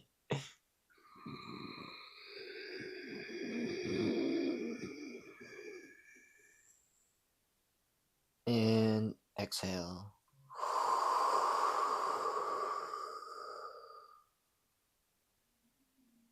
All right, Lydiana. So, when it comes to creating the product itself, that depends on a few things. 1, what would you actually like to create or want to try? So that's a question. Ask yourself that. Course, ebook, coaching, or anything else, really. I teach the 3 I mentioned, course, ebook, and coaching. I sell that in my program. But you can sell anything if you have the right audience for it. Simple. And YouTube will help you build that audience as well. Following your curiosity or leaning towards skills that you have or want to have is always going to be the best approach, in my opinion, because you'll actually enjoy doing the work most of the time. That's basically purposeful productivity in a nutshell. That's what I was talking to you guys about earlier. So think about your flow state tasks. Maybe writing, so ebook, or speaking, so a course. Think about what you enjoy creating. Think about what you believe you can deliver the most value through. Figure these out and you'll start getting an idea. 2, business is about solving problems, giving value in exchange for money. So Hormozi likes to say there are 3 routes people often go when it comes to their business. Pain, a struggle you've overcome that you want to help others with. That's how I got into business. Helping people unblock their unlimited creativity, because that's something I've done and that's something that hurt me so much. And that's also a part of my coaching. My coaching package is basically mindset, creativity, spirituality / metaphysics, and like YouTube / business. It's like a holistic, like full Renaissance creator coaching package. So if you want to be, if you're a small YouTuber or a beginner creator, an aspiring entrepreneur, or just someone who wants to become more conscious, a more aware, a more healed, a more consistent, a more productive, a more creative, just a more creative, a more consistent, a more fulfilled creator, I'd like to help you do that. So if you found anything in this video valuable, I feel like we resonate on the same level. And if you think that, oh yeah, Jaden's, getting after it, I love his lifestyle, I think that the things he's doing could help me live a better life that's closer to something that resonates truer with my authentic being, I'd love to help be your guy. and check out my program in the description. So there's pain, there's purpose. Purpose is a mission that you believe you can change the world with. There's passion, which is bringing something you love to other people like you. Cool. So Hormozi also says that people often start at 1 and then they actually get to 2 or 3, 2 and or 3. 2 and 3, purpose and passion can obviously overlap. They might not, but they can definitely overlap pretty often. And so if you're not sure, start at pain. You know what I mean? Might not be easy to start at purpose or passion all the time. And so starting at pain, starting at something that you've overcome, that can be great, especially if you're on self-improvement. Maybe you've made fitness progress. Boom. Maybe you've made good progress with building a reading habit and you can be a reading coach. Maybe you can, maybe you like art and you want to make a drawing course for people. Maybe you want to make a painting course. Yo, if you make a painting course, actually, if you sell painting coaching, I'd pay you. But yeah, like any of those things, right? So think about a pain, which is a struggle you've overcome that you want to help others with, a purpose, a mission that you believe you can change the world with, or a passion, bringing something you love to other people like you. And realistically, those other two things, pain and purpose, will also be serving other people like you as well. Think about yourself being the avatar, right? I make all of my content, I make all of my products, based around my younger self. And that's why in my prayer this morning, I was actually asking God about, should I focus on, providing and leading Gen Z? Because that is something I've been feeling the past few days. And I think that is something interesting that I could focus on. I have been feeling like my audience is a bit too broad and I'm not sure exactly where to go with it. But I feel like focusing on people who are my age and can more relate to my struggles and also the things that we're going through, like a benefit of mine. Like I made the video, if you live at home, you need to lock in, because that's an advantage.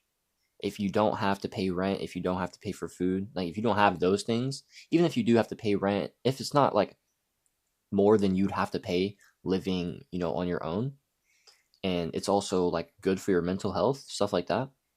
If being at home is worth it and you can actually lock in and make good progress on your goals, being locked in at home, you can stack resources, you can invest in yourself. It's such a great way to develop skills. That's what I've been doing the last year. And I've actually been considering going back to New Jersey and being like, should I go back to Jersey? Should I stay here? I don't know. And I recently just decided, I'm like, all right, I'm going to lock in for at least another 6 months, probably another 12 though, because that's what I want to stay at home, and I want to stay in a place where I know my mental is going to be good. I know my quality of life is amazing. I have an abundance mindset. I have an abundance way of life. And I know that frequency is going to keep raising. I know that I'm locked in. I'm focusing on my skills. I'm focusing on Road to Renaissance now, which I'm so amazing. I'm so hyped about.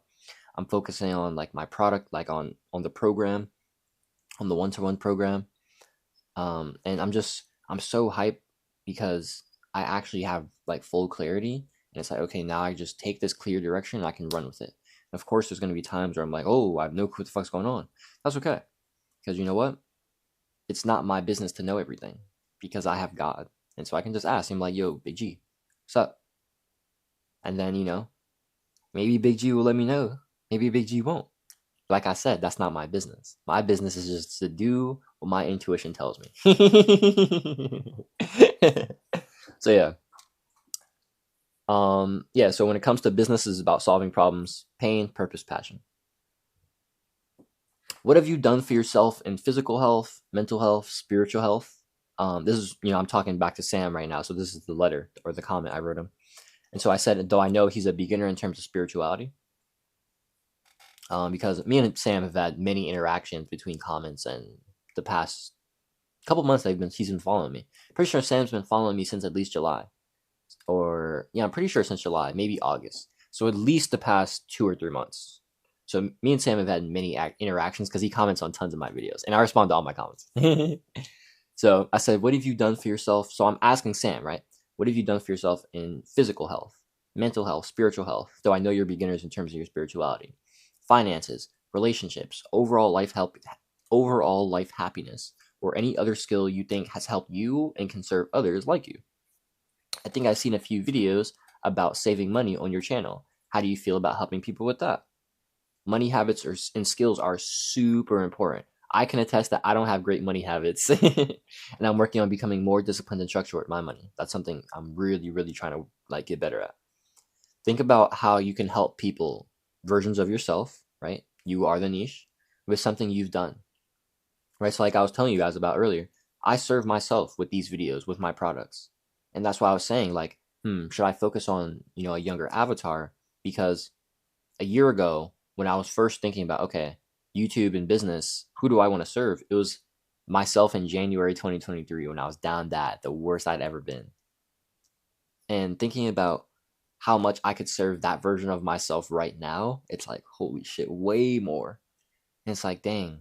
But I also thought about myself when I was 14 years old, before I really started even getting aware of my inner work and mental health journey. I really started this journey back in April of 2019 when I was 15 in high school. And it was actually because I was kind of having an anxiety attack in Spanish class.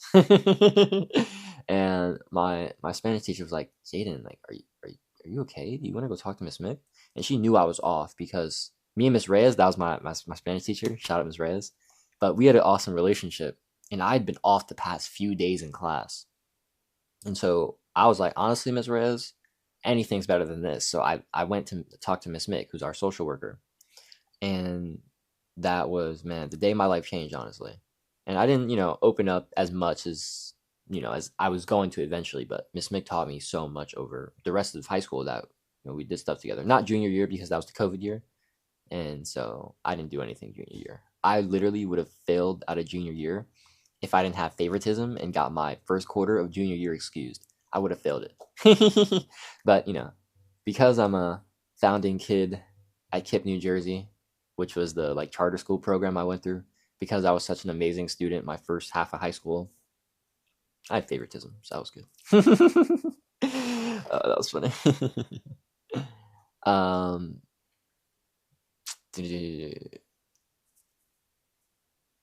High school. But yeah, my 14-year-old self was really struggling because of my parents' relationship. My parents aren't together. They never have been my entire life. I currently live with my dad and my stepmom and my two younger brothers. And they're both my half brothers.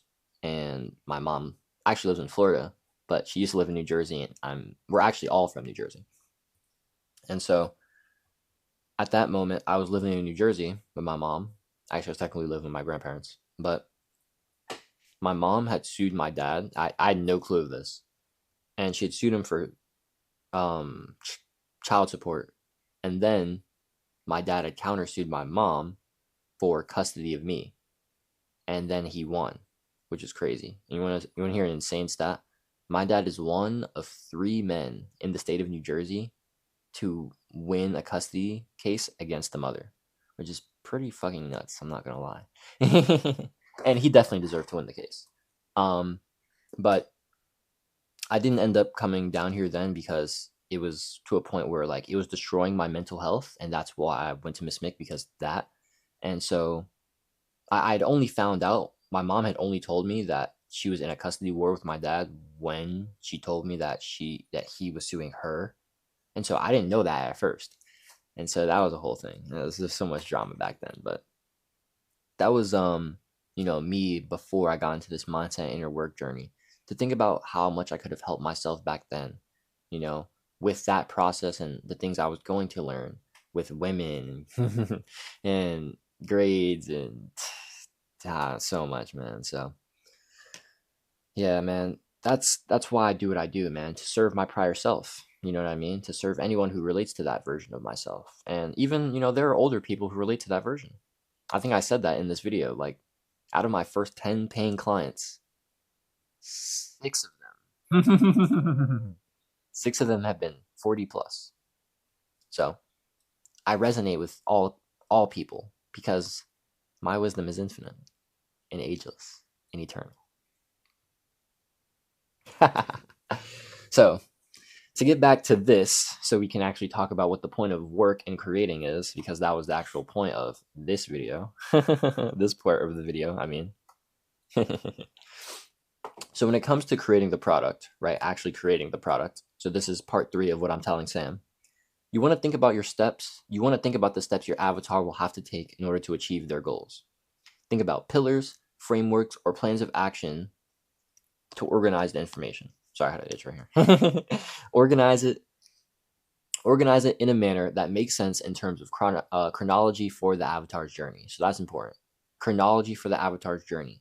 Okay, if someone needs this mindset before they can take this action step, you need to give them this mindset first. If someone needs to be at this skill level and then be able to have this skill at a certain level before they can move on to a next skill, then you need to tell them that so they can do that and they're not stuck hitting their head trying to do something else that they're not ready for. You know what I mean? And so having it in a chronological order is very, very useful. So planning that out. Think about the mindsets that allow people to expand their awareness and the action steps to help them practically incorporate the information. Include stories that help your audience relate more to you and your journey, exactly what I've been doing in the letters and the videos more often.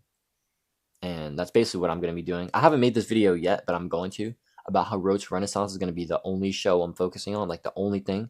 I'm not doing Road to 100K Polymath no more. I'm probably not going to do the podcast anymore either. Like, I'm not going to do anything on the second channel. There's only going to be Road to Renaissance. And also with my products, I'm going to go back to school. I'm going to make my school community. We can have there's going to be a one-to-one program when you join the school. So it's a one-to-one coaching. And then there's bonuses for my course, my ebook, and the community. So anybody that becomes a client, becomes a member, will be in there. So I'm going all in on like pure focus again. None of this scrambled bullshit. None of this all this attention, trying to sell you all these different kinds of products. All that shit is nice. All that shit is cute. I don't care. It's not working anyway. So it's like, I'd rather go back to what did work. And I'd rather just lock in on pure focus. It's like one kind of content, one product, just boom. Sounds awesome. And this is what I want to actually do. I actually really miss school a lot. I actually really miss when this was a part of my life. I actually really love, and I'm actually really excited to be creating Road to Renaissance in this way. And so I'm super excited about the season I'm stepping into. So I'm super hyped. So that was a little update. But yeah, that was basically the end of the letter I told to Sam. I told him that I didn't want to give him information overload. And so he can use that for now. And then he can always ask me more questions like anybody else can. In the comments, if you're on my newsletter, you can always send me a reply. And I'll either make it a newsletter, I'll mention it in a video, or I'll just, reply back to you one-to-one. That's what I'm here to do, guys. Like, I'm here to serve. That's generally what I'm here to do. This really goes for everyone. So that was that when it comes to making the product. But when it comes to purposeful productivity, I kind of went on that tangent because I really got into business and I started being able to take business seriously and actually make money, like for real, like actually like put my all into business because of purposeful productivity. So let me give y'all a little run through of my business journey. I won't talk to y'all too much about it because we'll be here for another like 30 minutes. And I don't want this to be too much longer because we still have another pillar to talk about. And I honestly want to take a break because I've been working for a long time. But let's talk about my business journey real quick. So basically, when I got into self-improvement last year around May, I started here and there watching some business videos, some business content. So I started learning and I started stepping into entrepreneur status. I didn't really start taking action to try to have a product and start pushing it, start trying to sell it on YouTube until December, which was when I joined Adonis School. And it was about a weekend.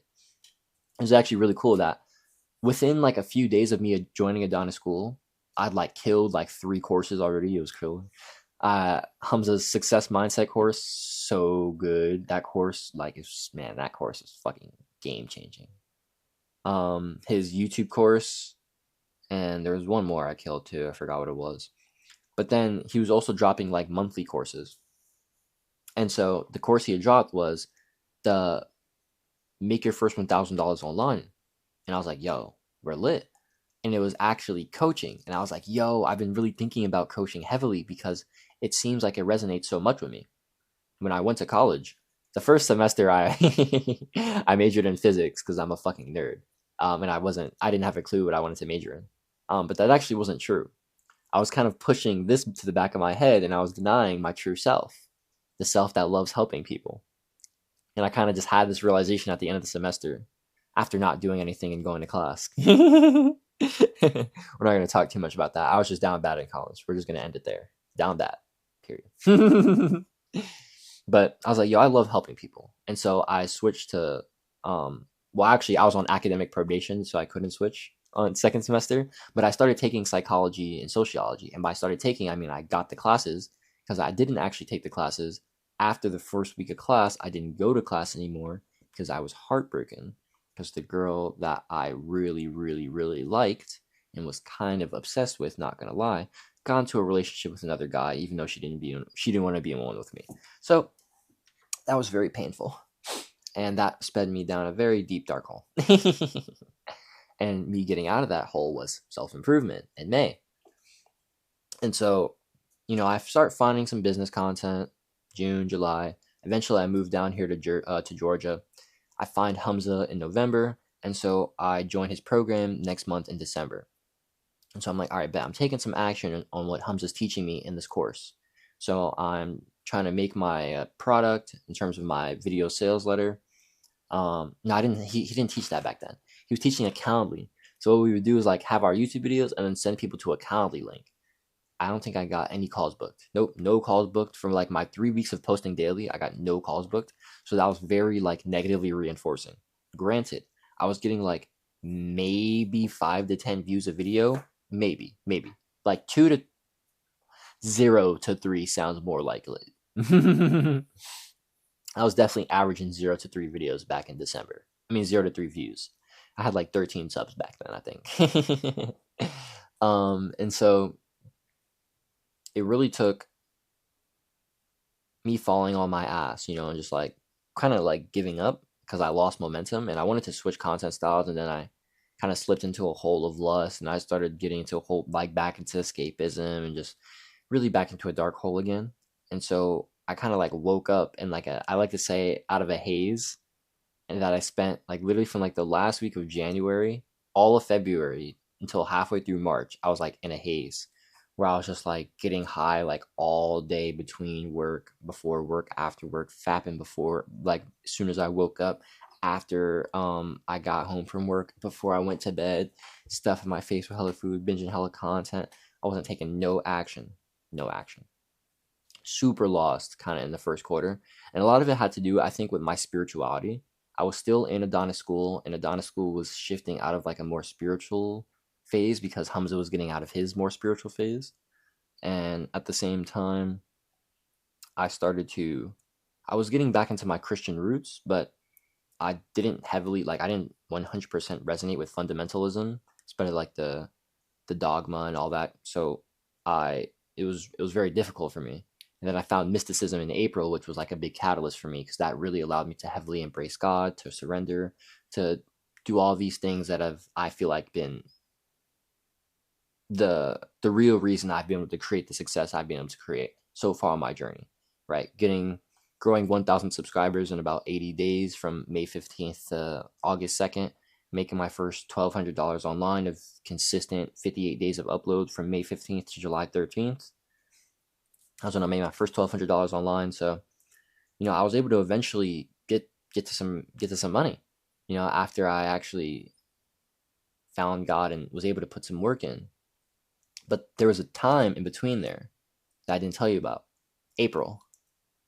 Around like the end of March. So when I was getting out of my haze phase and getting back out of, you know, getting off my ass towards the end of March. And then it was basically most of April. So about the first half, 3/4 of April, I was doing videography. And I was doing some stuff with a couple of super, super awesome guys. And they're killer entrepreneurs. Both of them are millionaires. There is Joe, who is a hard money lender and a real estate investor. And Joe is awesome. Love Joe. And then there is Rich. To be, because if not, you're just another average Joe, just like everybody else. Always go above and beyond for your clients. Okay, you can record that if you're recording that, but go above and beyond for your clients. Be the exceptional person. You know, have that passion. Be driven, and that's what's gonna take you where you want to go. because there's very few of that passion left in people. Everybody nowadays, you know what they are? I call them seaweed.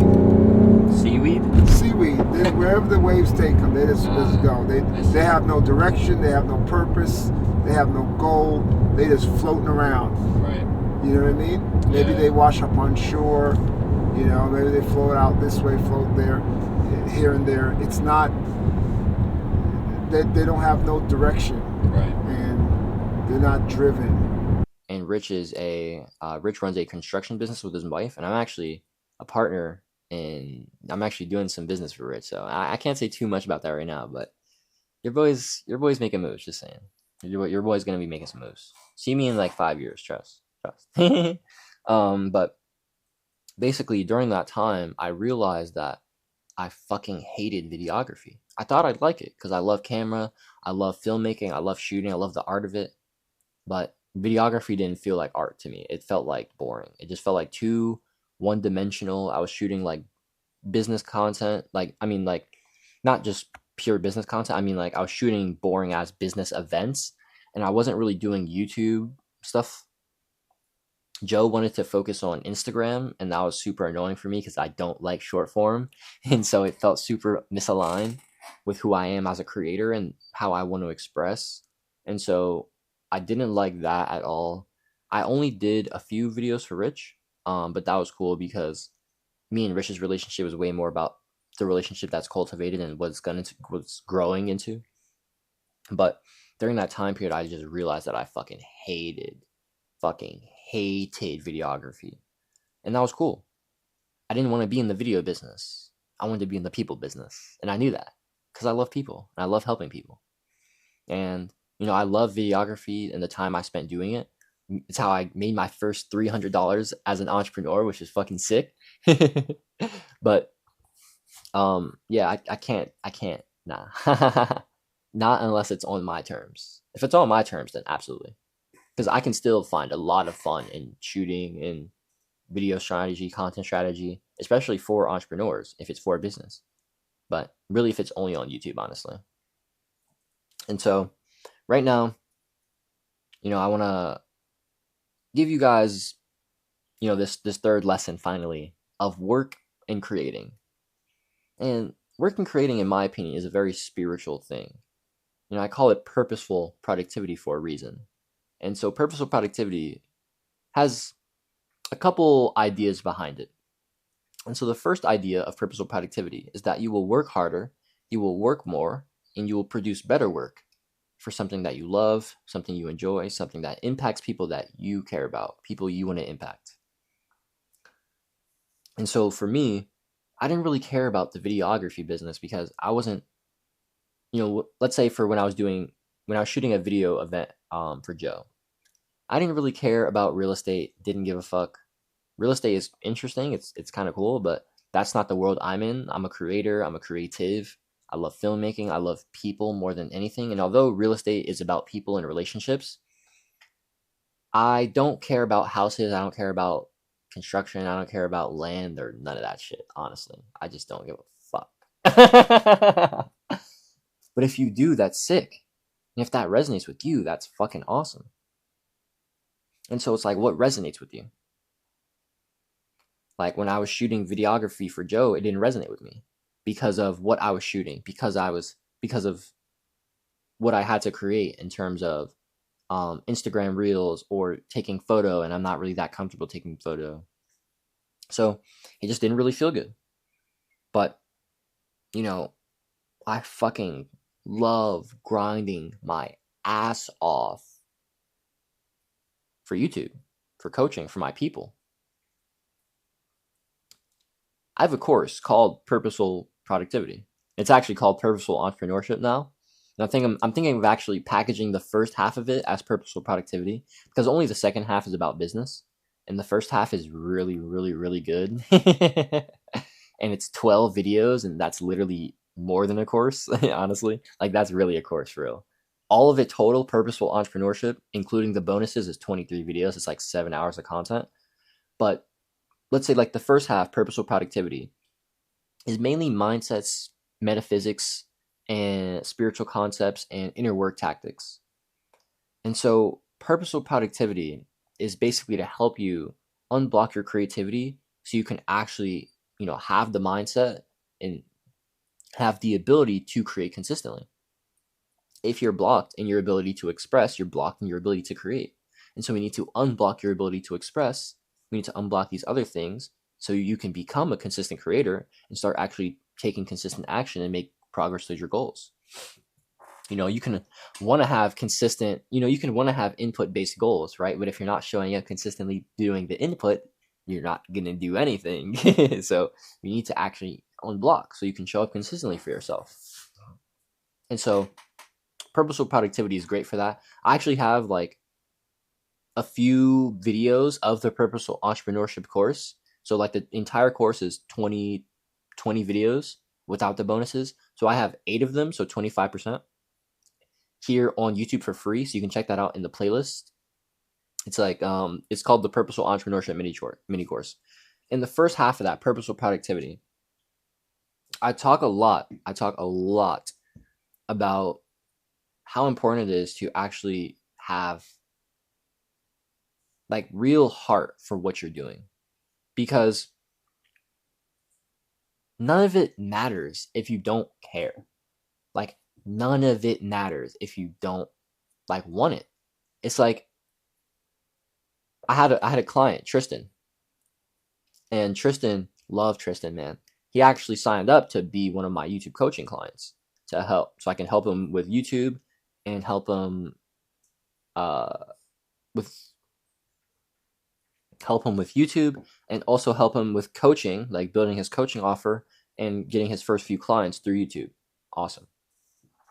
And so I was super hyped, right? Because Tristan's a super awesome salesman and he has a lot of experience, and I knew that he could make a super valuable offer and he could start getting into some bread. Eventually, after, about a month or, a month and a half of working together, we really figure out that Tristan really isn't trying to make more money right now. Like that's not the priority in his life right now. He makes more than enough money. He's an excellent salesman at Google. The guy's well off, honestly. And so it was like he wasn't even making this coaching business that he was making, which was based around helping tech founders with sales skills, which is awesome and can make a lot of money. But it wasn't actually purposeful. It didn't actually matter to him. And so when we were talking about this, he was asking me, he was like, dang, man, like, Jaden, I've been picking my brain about this, going back and forth for weeks. And I've been talking to all these people about it, talking back and forth with my family about it, my friends, with my girl about it. I just don't know, man. And I'm like, Tristan, this is simple to me. What do you mean? You got to stop, of course. It's a no-brainer. Why would you put any of your energy into something that doesn't matter to you? I'd never tell you to do that shit. And it was just like almost like this moment, right? And it'd be like that. Sometimes we need people to tell us what we already know. Back when I was at college, actually, I was seeing a therapist, and I had 6 sessions with her for free that my college was providing. And I saw her between February and March. And I think on our 3rd or 4th session, she just said to me, she was like, Jaden, I'm pretty sure you just don't want to be here in terms of at college. And I was like, wow. Huh. You're so right. Huh. And it's always like this like profound like realization that's like, well, obviously I don't want to be here. I'm not going to class. I'm not showing up. I hate it here. I hate my life. Obviously, this is a part of it. So sometimes we need people to tell us that, right? But, in terms of having something purposeful that actually matters to you, that actually is a priority in their life, purposeful productivity, you will work harder, you will work more, you will produce better work. That's the productivity part. For something that you love, something that you enjoy, something that impacts people that you want to impact. That's the purposeful part. And that comes from who you are. That comes from your skills. That comes from your struggles. That comes from your experiences. That comes from what you love to do. That comes from who you are, like as a person. Like I was telling you guys about, like me most likely focusing Gen Z. I'm 20 years old. I know I have a lot of wisdom for, Gen Z is, I believe, 12 to 27. I looked this up yesterday. I have a lot of wisdom for people who are 12 to 27. Honestly, I have a lot of wisdom for everybody in my generation. I know that for a fact. I know that for a fact. And so it's like, yeah, I think this is a way for me because I know that I can help my people feel heard. And I think that's something that my prior self would have loved. And so when it comes to work, purposeful productivity is amazing. But, this doesn't have to be in terms of business. It's just, what do you actually love? The impact, the person that you want to impact could be you if you want. But that's, when it comes to art, this is just an example of my art, but this is my goal tracker for next quarter, actually. But I'm just keeping it here as a reminder to me, always constant reminder. I have one reminder here, and I also I got it here on my whiteboard, right next to where I work, right above my bed, baby. Got Brown and Blizz in the cut, you know what I mean? Hey, Brown. But, yeah. If you just like creating something because you love it, like I do for art, that's awesome. Like, I love taking photos. I just love taking photos. I'm never gonna try to monetize photography. Like a few of my all-time best friends and my best friend, a few of his songs have played in this video. I mean, all of the songs in this video have been his. His name is Kanye, aka Ghosta. I was talking to him yesterday about going back to New Jersey, like I was telling you guys about. And I was like, yeah, I think that, I'm super hyped that for when I come back to New Jersey, because I'm going to be around my friends, my 3 boys, who can really help teach me music, because music is another thing that I really love. And it's something that I want to really grind on. And it's not something that I care about monetizing at all. It's just purely for the love as an artist. But the thing is, for me, because I'm a polymath, because I'm a generalist, because I'm a creator, and because I sell myself as a coach and YouTube and coaching, putting myself out there, being the best version of myself, acquiring skills, becoming a better version of myself, and then having a greater perspective, having a more idealized lifestyle for people to be attracted to, all of that is going to only actually make me more money. So indirectly, it makes me more money. That's actually the point of me being a polymath. Every video, the first video of the 100K per month polymath series was called "Every skill you acquire doubles your odds of success." That's a quote from Scott Adams, and that's because it does. So, that's my mindset. I want to zoom this back in, actually. That's my mindset when it comes to being a generalist, being a polymath, and being a creator in this economy. But when it comes to work, when it comes to creating, it's like, earlier I mentioned eat the frog. What is important to you? What are your goals? I've talked about that a lot in this video. Make them a priority, okay? And then show up for them consistently. And the thing is, if you actually care about those goals, if there's something that you actually genuinely want to put fuel into, then you're going to work hard as fuck for them. Just a final story talking about purposeful productivity. When I made the course, I made it in 2 days. So I made that entire course. I recorded all 21 videos. And technically, I recorded actually 24 and a half videos. I'll tell you about that. In 25 hours. So I recorded 24 and a half videos in 25 hours. The entire course. Plus 2.5 dead videos because I realized that the mic was muted. And then I think 2 videos for YouTube as well. So it was 24 and a half videos I recorded in 25 hours. So that's 2 days. I started at 10 a.m. on one day, which was Thursday, I believe. And I ended at 11 a.m. on Friday, the next day, when I finished recording. So I recorded 17 and a half videos the first day, and I only got 14 because that was the day I got 2.5 dead, and then I recorded the YouTube video that day. Then the second day I recorded 6 videos. Or I think it was 6 or 7. I recorded the YouTube video that day as well. So 20. So yeah. So I recorded all those videos in that time period. Actually, no, it wasn't that time period. That other YouTube video was actually later in the day. So it was 23 and a half in the 25 hours. Awesome. All of that, right? After all of that, my brain was cooked, right? And I'd made a course before.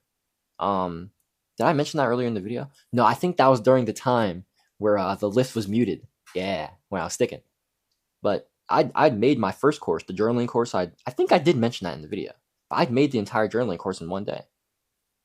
And my brain was fucking fried after that shit. And so my brain was super, super dumb cooked the day I finished Purposeful Productivity. But here's the thing. Joe, he had a shoot this day. He had an event, right? And he wanted me to pull up. Not a shoot, but he had an event that he wanted me to take photos for. And I'm like, yo, Joe, nah, I'm Dunsville. And he's like, bro, I need you to come through for me. Like, I can't get anybody else this last minute. And I'm like, no. Right? And I'm not going to lie. Like, back then, like, it was really hard for me making those decisions. Like, I'm saying no super, like, just straight and blatantly to you right now. But it wasn't that easy back then trying to say that to Joe. Because I was really struggling back then with, oh, am I people pleasing? I'm trying to, like, it was a lot of internal battle about people pleasing and about not showing up for myself. You know what I mean? And so I said no to Joe twice. But after that, it didn't sit well with me completely. You know, I felt good that I chose myself. I'm not going to lie. That felt very liberating. But there was still something in my body that was like, it's not feeling too great here. And so I went to talk to my dad about it. And we kind of got to the point where I was like, yeah, Jay, you made too much of an emotional decision when you should have made more of a logical one here. And I was like, okay, that makes more sense. And so I was like, all right, I should have taken into account not just my feelings, but I should have taken into account my situation, Joe's situation, and how tight he is. I should have taken into account the situation overall, the dynamic. I should have taken into account me and Joe's relationship, and I heavily was actually. You know, when I was talking to Joe about, oh, nah, I'm good, Joe, I felt like I was really like burning this bridge when it came to videography. And I also felt like I was ending a season when it came to making the Purposeful Productivity course. I kind of felt like I shed a layer of skin by passing those lessons down and like really concealing that wisdom. You know what I mean? And so I felt like I was moving on to a new chapter. And honestly, I did. That was at the end of June. And I really did, because after I made that course, I made my first $1,200 online. It was pretty cool. But basically, I eventually was like, okay, it makes sense that I didn't feel great about not helping Joe out, because I actually didn't feel good about this having Joe in a bad situation. Me like being like, oh, this is fucking Joe up for business, or this could possibly mess up Joe and I's relationship. I felt like I could have accrued bad karma. And so I actually got this concept from like The Way of the Superior Man. But there's a concept in here talking about purpose layers. And I won't talk about that too much. But you can kind of just think about it like we all have a core purpose in every, season of our life. We're kind of moving through layers of our, of purpose layers, getting to that core purpose. And so I felt like, in the book, right, Data talks about when you're moving through layers and you're about to dissolve one or finish one, don't finish it out with karma, right? Don't screw anyone out. Don't screw anyone off, right? If you're ending a business, make sure that your people are good. Like, don't just fuck off your employees, like stuff like that, right? Try to do things in as best way as possible where we can still win, where it can still be like good, where it's not just all like fucked. You know what I mean? Where it's just shit. Put in your best foot forward when it comes to dissolving that relationship and ending that purpose layer. And when it came to, resolving on those quotes, having Data spitting in my head, like while I'm going back and forth contemplating, should I go? Should I not go? Should I go? Should I not go? I'm like, man, I got to fucking do this, dog. I have to do this. And so, I called Joe up and I'm like, yo, Joe, I'm going to come through, baby. When you need me, all right, bet I'm there. And I get there, a couple hours later. And I think I do like the first like hour of it. Alrighty, so 7:38, I don't know how long. It's either till 9 or 10. I honestly don't know. So, chilling here right now. I was taking pictures of people who were like coming into the event, but basically everyone's here. So, I'm gonna go inside, start getting some B-roll because I'm bored, start having some fun with that, start taking some photos of people in there. Yeah, basically just a photo man today.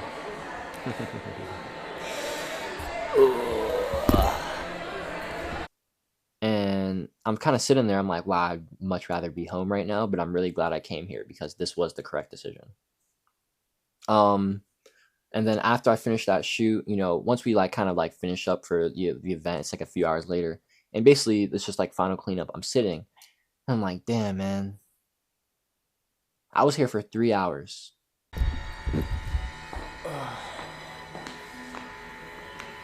Okay, let me see. I gotta do some testimonials. Let's see if this mic check sounds good. Let's see from over here. Mic check, mic check. Mic check, mic check. Mic check, mic check. Mic check, mic check.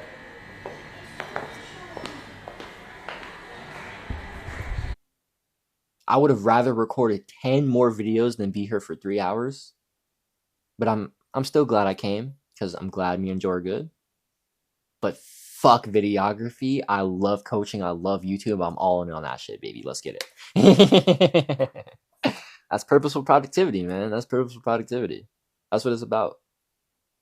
And so that's what work and creating, in my opinion, should be about. It should be about what you love. It should be about what you enjoy. It should be about what impacts others. There's actually 3 F's, I like to call it, for purposeful productivity, which is fun, fulfillment, and flow state. So if you have these 3 things in your work, if your work is fun, if you enjoy it, if it's fulfilling, right? If it's impacting people and you actually get an immense sense of purpose, of pride, of gratitude for it. And if it's fun, fulfilling, and if it gives you a flow state. If it gives you a flow state, if you're allowed to lock in, you can become one with the task. You can become present, right? In my opinion, presence, flow state, oneness, it's all the same thing. Flow state is being one with the task. Presence is putting your attention, your awareness on the now, the present moment. Present is putting your attention on the present moment, on oneness. And so that's flow state, that's oneness, that's, the connection of God, the presence of God. It's all, kind of simultaneously in there. Now I'm just yapping, but fun, fulfillment, and flow state. If you have those 3 things in your work, it's pretty likely that you'll work harder, you'll work more, you'll produce better work because you love it, you enjoy it, and it's impacting people that you want to impact. And so, in my opinion, purposeful productivity is the way to go. And so, how can you work on things that you enjoy? Ask yourself, what are things that you love to do? What are skills that you're good at? What did you love to do as a child that you're no longer doing? That's a super big one. Things I love to do as a kid that I'm recently been reincorporating over the last year that have majorly changed my life. Dancing, drawing, painting, doing videos consistently again. All of these 4 things have been astronomical. Oh, especially going outside. Man, I basically did none of those things from 10 to 19, and it was no wonder I was just fucking depressed from 15 to 19. So depressed, so anxious. And I was just like, oh wow, I wonder why. I just wasn't being myself. I wasn't going outside. I wasn't getting exercise. I wasn't getting sunlight. I wasn't interacting with people how I should have been. I was in a hole playing video games. My dopamine was fucked. I was fucking a goblin for lust and for porn. It was so bad. It was like, I wonder why. It makes so much sense. But hindsight is 2020, right? And so that's kind of why I want to make these videos and why I feel so amazing, because I have the hindsight that my previous version did not. And so if you're that previous version, I can give you that hindsight. That's what feels amazing to me. I've been yapping for a long time. I want to stop yapping. I want to take a break. I want to eat some food. It's currently 3 p.m. I've been up since 6 and I've been fasting. I think I've had 2 spoonfuls of peanut butter. That was pretty good. Got to get some protein in, for the muscles, baby. For these muscles. I've been hitting legs the past 3 days. Yeah. Man. Recording for 50 minutes. Man, this video is going to be cool. I feel like all these episodes are going to be an hour to 2 hours, and I'm so here for it. It's the people that are here for it are here for it. And yeah, that's all I have to say. Yeah, if you're here, if you're watching this right now, pound it, dog. And I want you to comment pound it, dog, because I want you to know that you did that one. All right.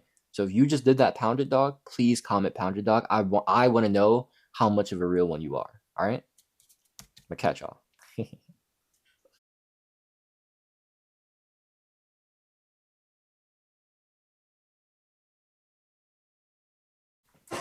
So it's what time is it? I think it's about 7:30.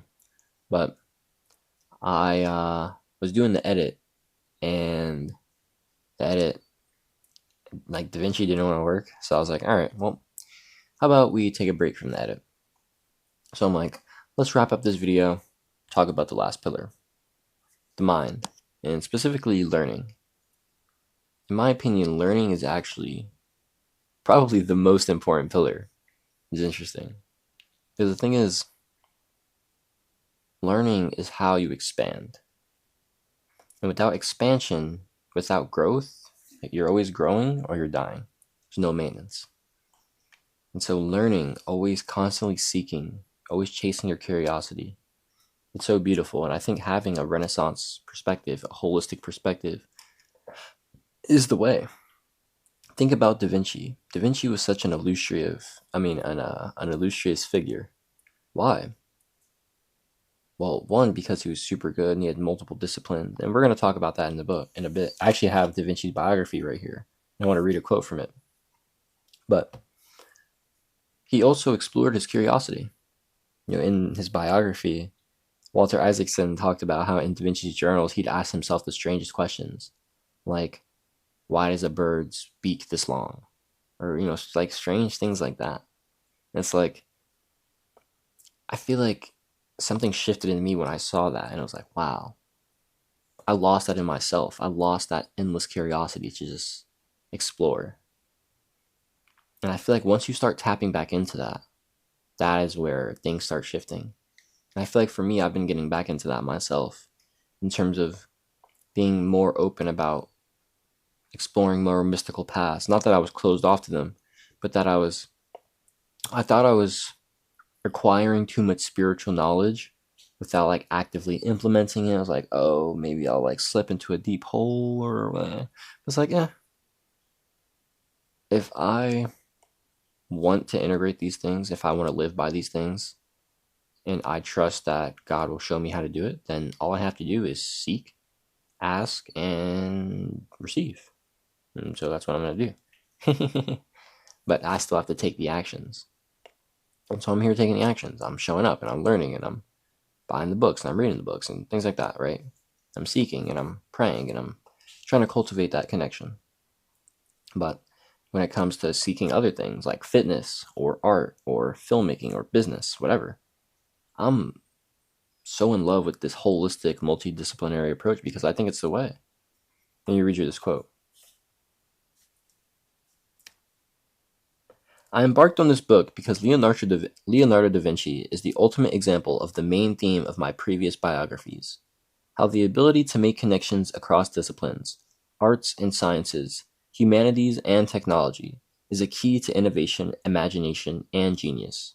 Benjamin Franklin, a previous subject of mine, was a Leonardo of his era. With no formal education, he taught himself to become an imaginative polymath who was Enlightenment America's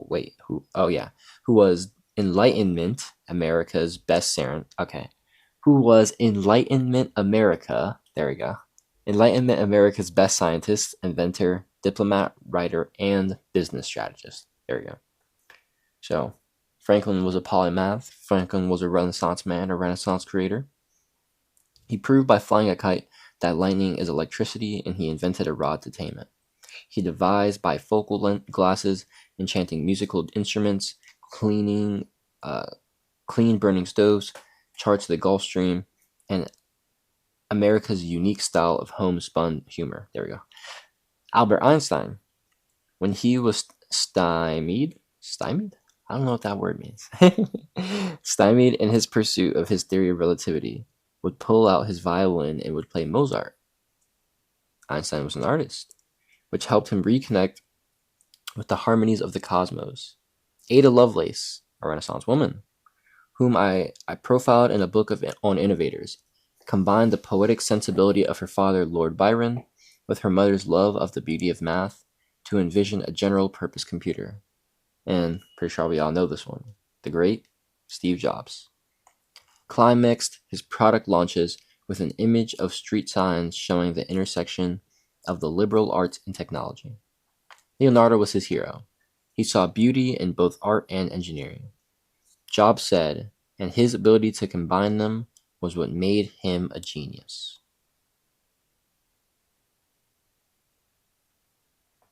He was a genius, wildly imaginative, passionately curious, and creative across multiple disciplines. So, that's what people say about Da Vinci. That was, in Da Vinci's biography. And I think that, what Jobs said about Da Vinci, his ability to combine them, arts and engineering, was what made him a genius.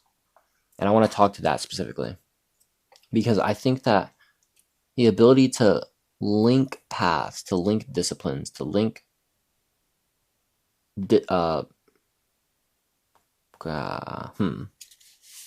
disciplines, skill sets is a word we can use. The ability to do that, it takes a certain type of mindset. It takes a certain type of open-mindedness, a certain growth mindset. It also takes a certain amount of willingness to be wrong and the openness to consider another perspective, especially an opposite one, right? Because it tends to be when opposites come into play when magical things start happening. The masculine and the feminine come together, and what happens? Life. Isn't that very interesting? People think that light is supposed to be separated from darkness, light versus darkness. No. It's interesting. I was actually just watching The Legend of Korra, and it was so cool because I was watching season 2, and it was the part where Korra lost her memory. And I'm not gonna lie, rewatching this now, it actually confirmed those are my favorite 2 episodes, where they basically went over the journey of the first Avatar, Avatar 1, and how the battle between Rava, the light spirit, and Vatu, the dark spirit. Rava, the being of light, of peace, and Vatu of darkness and chaos, how they were in constant battle. And then Wan kind of intercepts and the balance gets thrown off. And then eventually Wan and Rava have to come together, which creates the first ever Avatar. The Avatar spirit is actually the spirit of Rava infused with the human spirit. So they come together to imprison Vatu.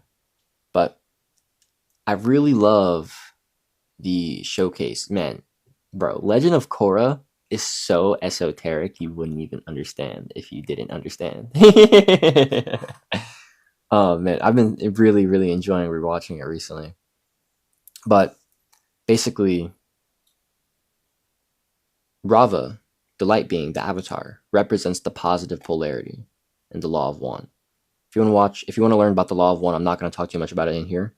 Go on my channel. There's a video called "All of Your Suffering Comes from Not Knowing This Law of the Universe," and in the thumbnail says "End Suffering with This." That's a video about the law of one. It's like 50 minutes. Check that out. Rava represents the law of one, which is the law of love. She represents the positive polarity. And Vatu represents the negative polarity, path of darkness, of illusion. And Rava represents peace and unity and love. And Vatu represents chaos and disorder. And they talk about in Legend of Korra how there's no good or evil, there's only light and darkness. And that's how it is. That's how it is in the universe. Good and evil are fallacies of duality. But when you can get above duality, when you can rise above that and see that both light and dark are equally valid and completely necessary because neither one can exist without the other, you would understand that, oh, okay, I shouldn't be trying to put light and dark versus each other. I should actually be trying to embrace both and have a more holistic perspective. And that's something that I try to create in myself, with my lifestyle, with the things that I learn, and that I try to teach to, you guys on YouTube. And if you're watching this right now at all, then I'm sure you resonate with learning. You've been literally basically learning from me for the past 2 hours. Of course, there's been entertaining moments here and there will be in the show. But a lot of this show is going to be educational and about, documenting and showing you guys my life. But I'm going to be spitting game a lot of this time.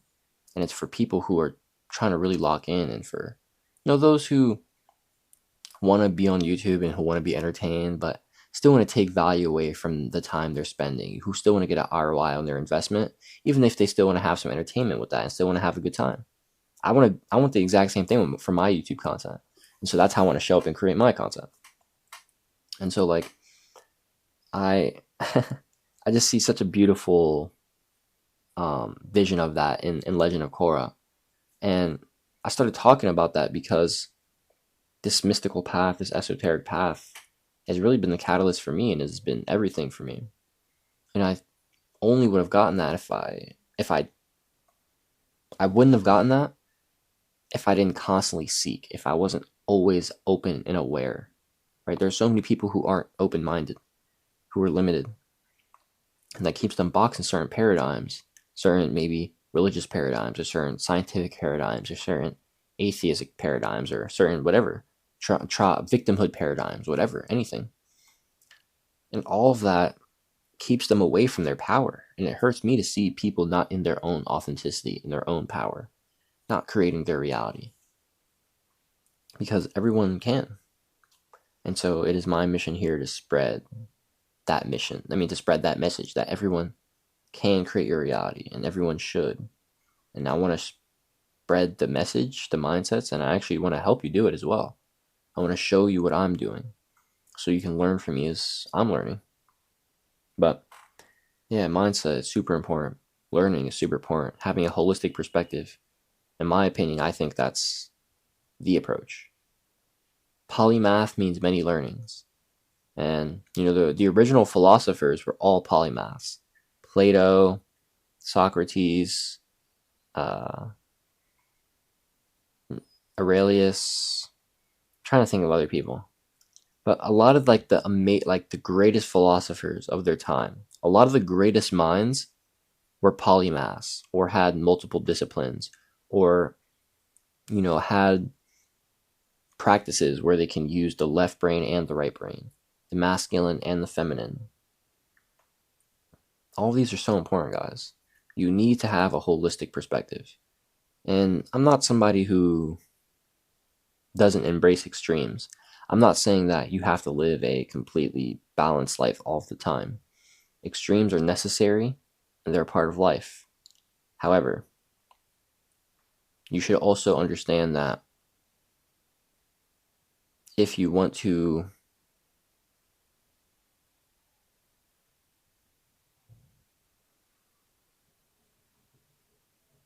live the best life long term, then long term you want to have a holistic life.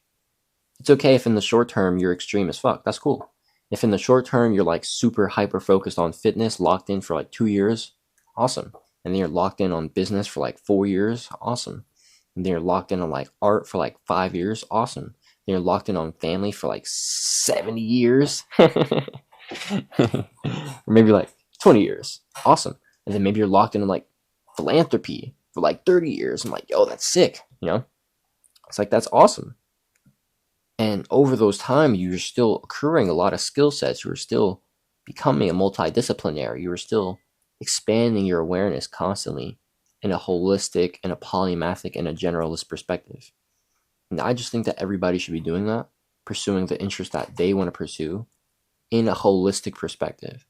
Mind, body, spirit, however we can encapsulate spirit. You can't see spirit, so spirit. Mind, body, spirit. Everything. Creating, work, purpose, serving. All of it. The physical, the spiritual. Yeah. I don't really have anything else. That was lesson 4. We've talked a lot in this video. I really enjoyed it. I don't know. I'm going to be probably dropping Road to Renaissance at least like twice a week, I'd say. Definitely at least once a week. I'd say probably at least twice a week I want to get these out. But I'm going all in on Road to Renaissance content. I want you guys to know that. Final saying, I think I said in the beginning or earlier in this video, I'm not doing Road to 100K Polymath or the second channel. I think I actually might continue Road to 100K Polymath on the second channel, which was where it was supposed to be originally. So, wherever I'm feeling like, oh yeah, just record a little talking head real quick, or I just want to rant, alright, I'll hop on there. Maybe. But Road to Renaissance is the focus. One school program. That's in the description if you want to work with me one-to-one. And yeah, appreciate all the love, appreciate all the support. If you're a real one, pound it. Remember the practices: body/exercise, mind/learning, work or creating, spirit/stillness. You cultivate these, even if it's just for 15 minutes a day, trust me, your life is going to change. Even in 3 weeks. I've only been exercising for 3 weeks and I'm seeing tangible results in my mental health, in my physical health as well. So appreciate all the love and support, guys. Always means a lot. I'm super tired. I've been rambling all day. I've been working all day. I want to go to bed, so I'm going to do that. Excited to rest up a bit tomorrow morning, then get back after it, baby. Oh yeah. More Road to Renaissance coming. Stay tuned, baby. You heard? I just winked. You couldn't see that. Oh yeah. Do it today. Be better for it tomorrow. Stay blessed. Stay loving. I'll catch y'all. Dang it. Popping, gangy. So we're good. The hands are Gucci. This thing, let me see, will this get it off? Oh, it's actually not bad.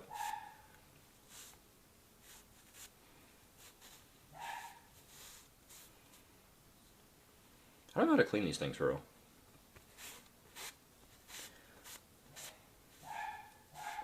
I don't know, I'll give this more attention later.